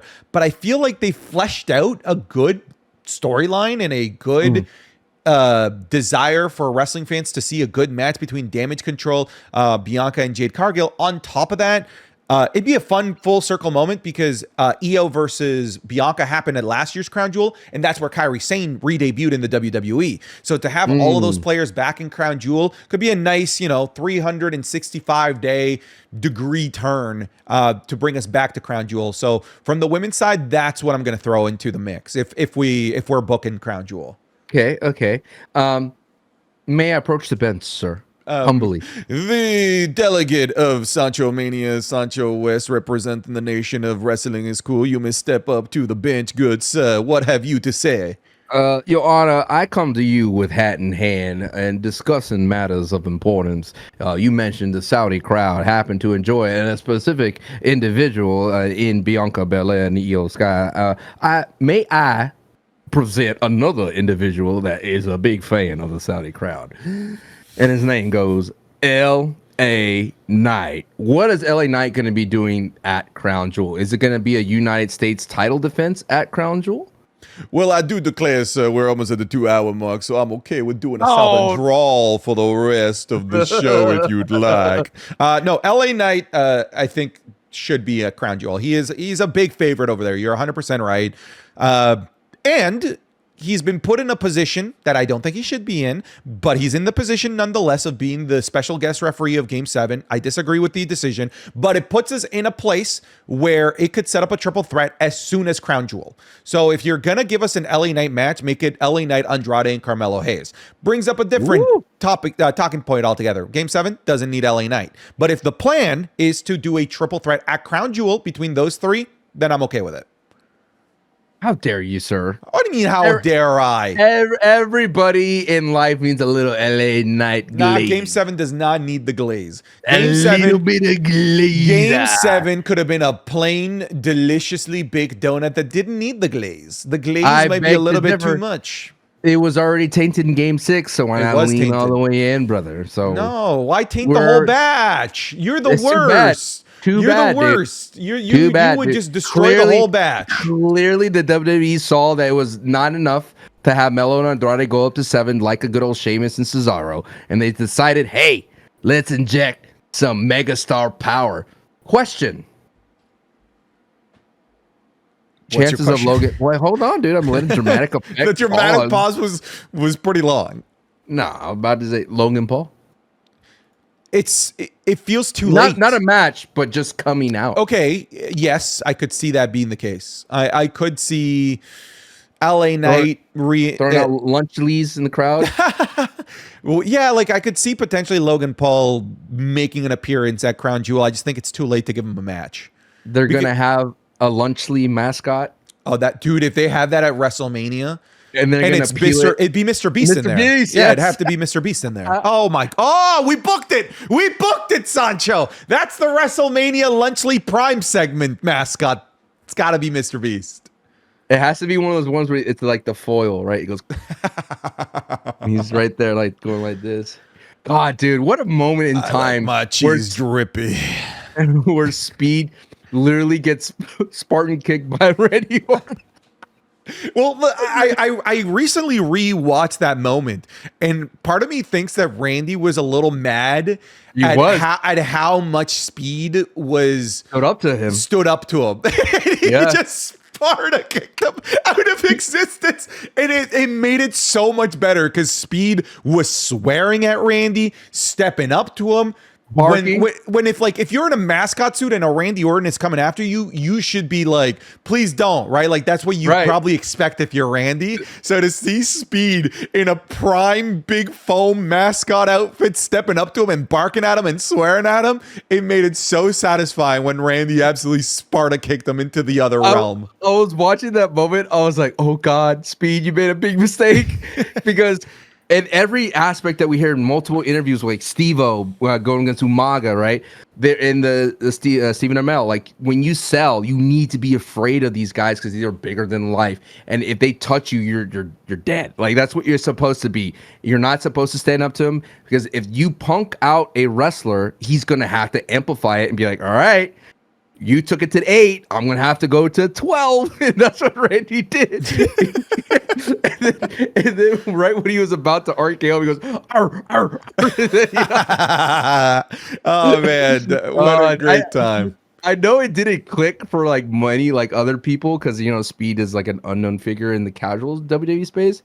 But for me, I was like, oh, my God. That was a moment for us. For people that are in the social media space, that was a big moment for us. Yeah, dude, it's kind of cool. Like I know people are not fans of Logan Paul, but he is doing his job of blending in that younger generation. We are steps away from a Kai Cenat showing up at Mania. Even just being in the crowd, that would be huge eyes for the WWE to have that.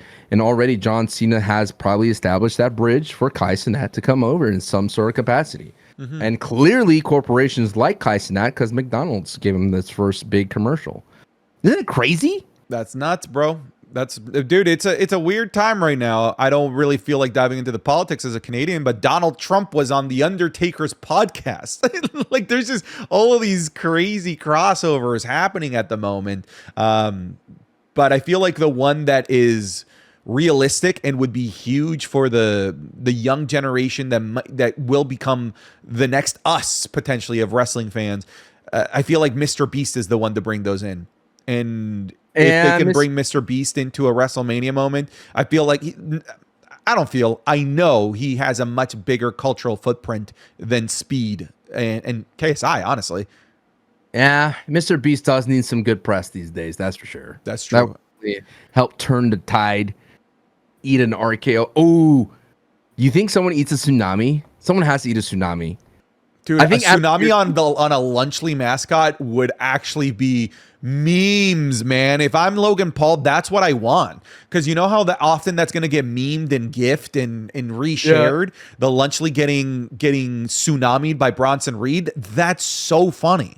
Just put like, but it has to have like chips, salsa. It needs to have all that in there. So when he splats it, because did you see what Bronson Reed hit that table last night? It exploded. That table went. Well, I was like, oh my god, come on. I know that position's open for the WWE for a writer producer. I mean, we're kind of doing it for free. We're doing it for free. We've already filled your position on who's going to be in the Lunchley mascot suit. Just give us the job. Just us, both of us, together in the Lunchley thing. Well, I meant the job of writer producer. No. I'd be the Feastable chocolate bar. Oh, what would I be? You'd be the well, if Mr. Beast's the Lunchley, you'd be the prime bottle. Would I be the prime bottle? Yeah. All right. Well, I feel like this is a good natural ending point for us. I like you had a big smile for a second and thought about you, the prime bottle. You were like, yeah.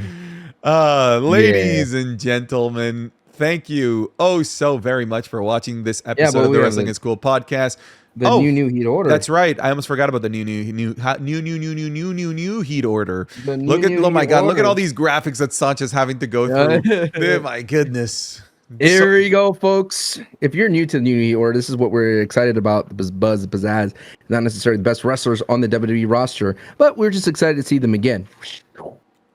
This is the graphics. Wow, what a graphic. Thank you. Number 10, Rick Kiesel. Number 9, Liv Morgan. Number 8, Nia Jax. Number 7, Tiffany Stratton. Number 6, Rhea Ripley. Number 5, Jimmy Uso. Number 4, Cody Rhodes. Number 3, Roman Reigns. Number 2, Jey Uso. Number 1, Kevin Owens. Where are we after the slew of events where Jey Uso is no longer the IC title holder? He might not be the IC title holder, but he's number 1. Number 1, you say? Yeah, he's on Raw and SmackDown, and he was the talking point of both of them. All right. Put that number 1. Can I make a case for number 2? Go for it. Solo Sikoa. Just solo? Solo? Yeah. Solo! Yeah. Okay, we can do solo. Yeah, he was great on both Raw and SmackDown. You're right. He was great, dude. We could put Bron, but I feel like Bron is a consequence, a result. I would go either Bronson Reed or Seth Rollins. Ooh. I'll go with Bronson Reed. Can I say something here? Is this a safe place? It always is. Okay. Do you think the WWE superstars should stop walking in with the rolling suitcases? Because it doesn't make them look tough, you know. Because when you carry crossed my mind. If you carry a duffel bag or a big bag, you look like, ooh, you know.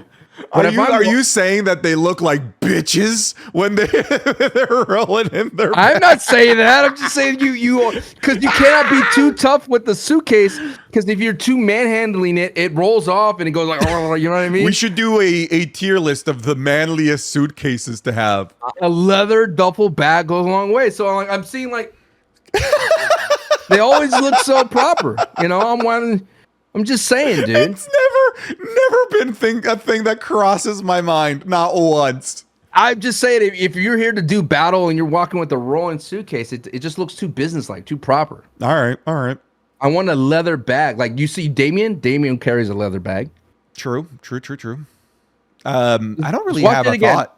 Just watch it again. When they roll in with the suitcases, the people that don't have a suitcase look tougher than the people with the suitcase. All right. Okay. All right. I'll make mental note of this next time that they're rolling in with their suitcases, Sancho. Yeah, and I did not say what you said. No, I'm just saying that leather bag, duffel bags, tougher. All right. Sounds good. Briefcase, tougher. Number 4? Seth Rollins. You don't want to put Seth? Wow, you're fighting back. Okay. Dude, he threw the microphone into the crowd and it bounced right into it. You see that? No, I didn't. He threw it and it hit the ring and it bounced up and over into the crowd. Oof. And someone caught it. Nice. I'll put Seth Rollins. Yeah, put him in. Number 5, any love for Rhea Ripley? Rhea Ripley being OP, literally Liv Morgan's plan of hiring Raquel not really helping. Yeah, at the thing all. is that like it's tough to be the talking point, tough to have like the buzz, which is what this list is about when they're not even building to your match. That's part of the problem with Crown Jewel, man. So I'm gonna say You know no. what? I kind of want to put Samantha Irvin here. She's a big talking point. That's what this is about, creating the buzz. You know what? Put it. 5. Do it right in the middle. All I feel right. like that's kind of perfect. It's a way to say thank you to Samantha Irvin. I'm Spot sure in the people, new heat order. Yeah. Motor City Machine Guns. Oof, dude, I don't know. I never got your like. Are you hype about them, or do I'm you? still. I said I was still very bullish and optimistic on them. That was my conclusion in our discussion. I didn't want to put Ray and Dragon Lee over them though. I think maybe the solution is just not to put any of them. Wow. Yeah, the tag team division. May I put possibly Gunther, Cody? I mean, previously. Look, I think Here's the list before. previously. Yeah, I know. Any love for Jimmy, Tiffany, Nia? Because they had the dominant segments, the 2 Raws and SmackDowns. Well, Yeah, I would put Roman on this list this week. Okay. Roman. Probably Roman and Jimmy back to back. Okay. And call me crazy, but I'm also kind of considering Io and Kyrie. Ooh, I to be on love this their list. the new pop-off. Love that. That should be their finisher, dude. It's so good. Jimmy. Any love for the Meta Girls? There is love. I don't know that they cracked the top 10, but I'm really happy with what they're doing. Yeah. I mean, that was kind of like a cluster mess. They're showing you that the 2-hour Raw, they came out, then Rhea came out. You got to meld stories together and But funny enough, I was saying that like because of the rush nature of this, that gave the Meta Girls a nice rub. They were technically on screen with Rhea Ripley as well. So like they've been put in a really, really special position, the Meta Girls. I definitely want to see a match between Raquel and Lash. Oh my goodness, yeah. Give me that. Yeah. Number 9. Kevin Owens. I'm more interested in what Randy's gonna do. Okay, after being told, but Randy didn't have any in-ring love for anybody. What about the Wyatt Six? Their return. Feel like that's a bit more important. I feel like we should have that there. Bron Brekker. Have we said Bron Brekker yet? No, we haven't. Because Intercontinental Champion, bro. But yeah, but I know. But what is he like? I know. Like we said earlier, I felt like he won the championship, but didn't win the championship. So I come to you, sir. Southern accent, or it doesn't work. Now, Santi, number 10 is rightfully available for a Karrion Kross or mayhaps an Xavier Woods. Hit me with the mayhaps. Mayhaps. I'm more inclined for Karrion Kross. He's like, I'll take it. Yeah. You know how much this costs? $30. Yeah, it's so expensive. Yeah. What's the back of the shirt? What's the back of the shirt? Is it like something that's gonna look like nothing? Really? I was like, okay, what crimes against humanity will it look like you're gonna do with the back of the shirt? A big hourglass with like your time's coming. It's like, oh God, don't want to run into that guy at a mall. Jesus, you're next. Yeah. That's what wrestling shirts are, man. The back always seems like you're going to commit a huge crime. Dude, back in the day, to buy a wrestling shirt, you got to go to Hot Topic. Really? Do you have Hot Topics in Canada? No. Because you have Snow Topics. Here we go. This is your... I should have said Cold Topic. I blew it. This is your list right here at number 10. It is Karrion Kross. Where am I doing here? There we go. Snow Topic. You could have just been cold. All right, get through this. All right, I'm trying to figure it out. There we go. Karrion Kross at number 10, number 9, White 6, number 8, Damage Control, number 7, Jey Uso, number 6, Roman Reigns, number 5, Samantha Irwin, number 4, Seth Rollins, number 3, Bronson Reed, number 2, Solo Sikoa, number 1, Jey. Ooh. So, welcome to Cold Topics. How can I help you, mate? Snow topics. Oh man, at least you didn't have a big enough slip like last week's Undertaker's dong. That was not a slip. It's a dong sound. Dong. It's dong. Dong. It's a dong sound. Stop yelling dong at me. You're the one eating meat sticks. What little meat dongs there.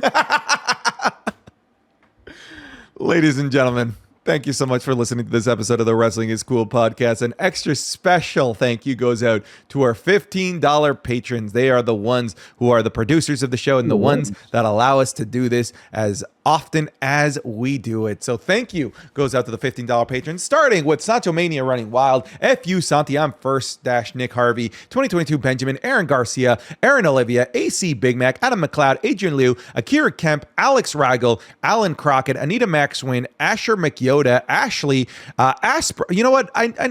You have your last name, Ashley. Let me try and say it. Ashley Raynoel. Not sure if I said that right. Asperlitz, Ozzy Kingslayer, Austin Baker, Austin Gregory, Austin Theories Theorist. And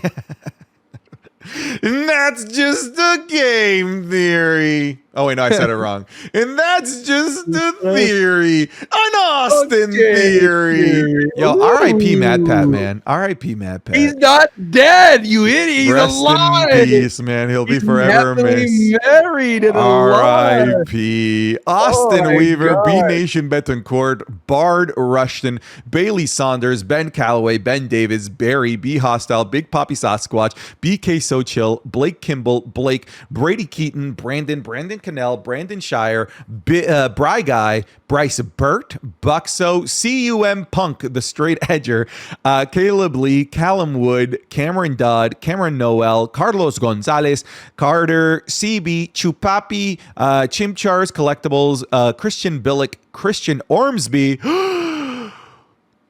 Christian Royal, CM Puff, Colby Johns, Colin Roach, Connor Williamson, Crunchy Tomato, Danny the Chad GF, Dar, DJ Broadnax, DJS, Drew Ashford, Dumski, Dylan Kama, Eric Theory Gonzalez, Isach, She Has Upon Us, Fish Reel, Fletcher Walpole, Forever Wrestling, Franklin L. Everett, Gamerscape, Gamer Coons, George Valdez, Gilbert Deans, Goated Sean, GXA Man, Hassan Aziz, Harfeld, Heigl Sver Helderson.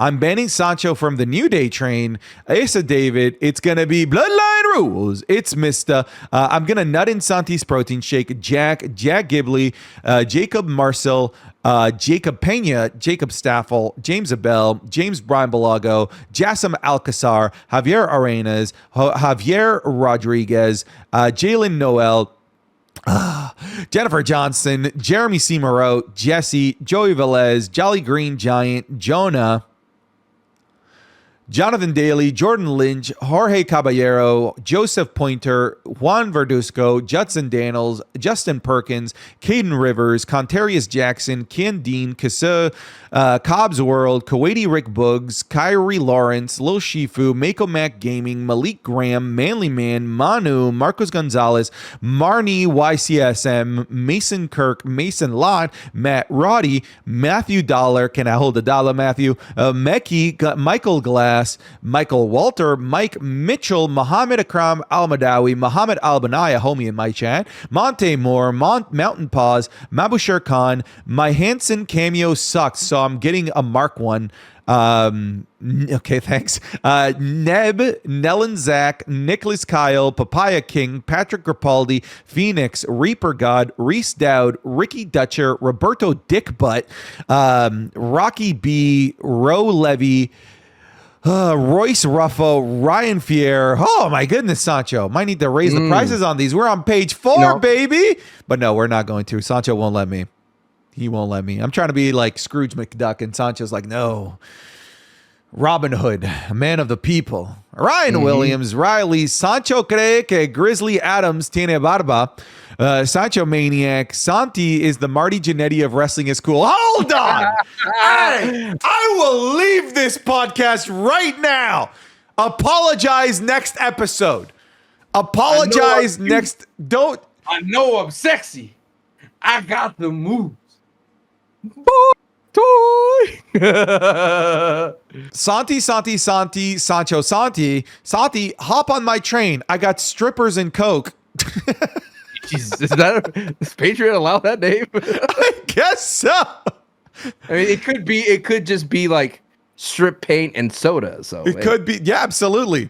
Yep, that's what we're going for.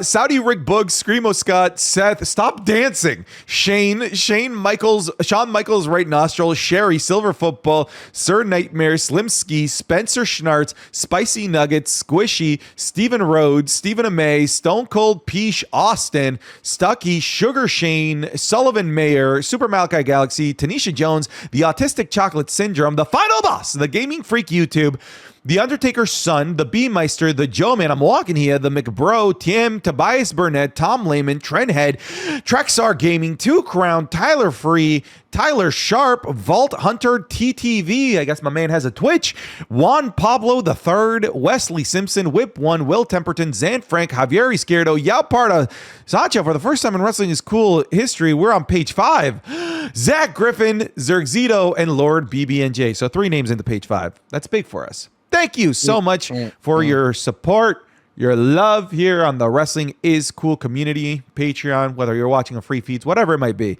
We'll see you in the next one. Take care and be wonderful people. Goodbye.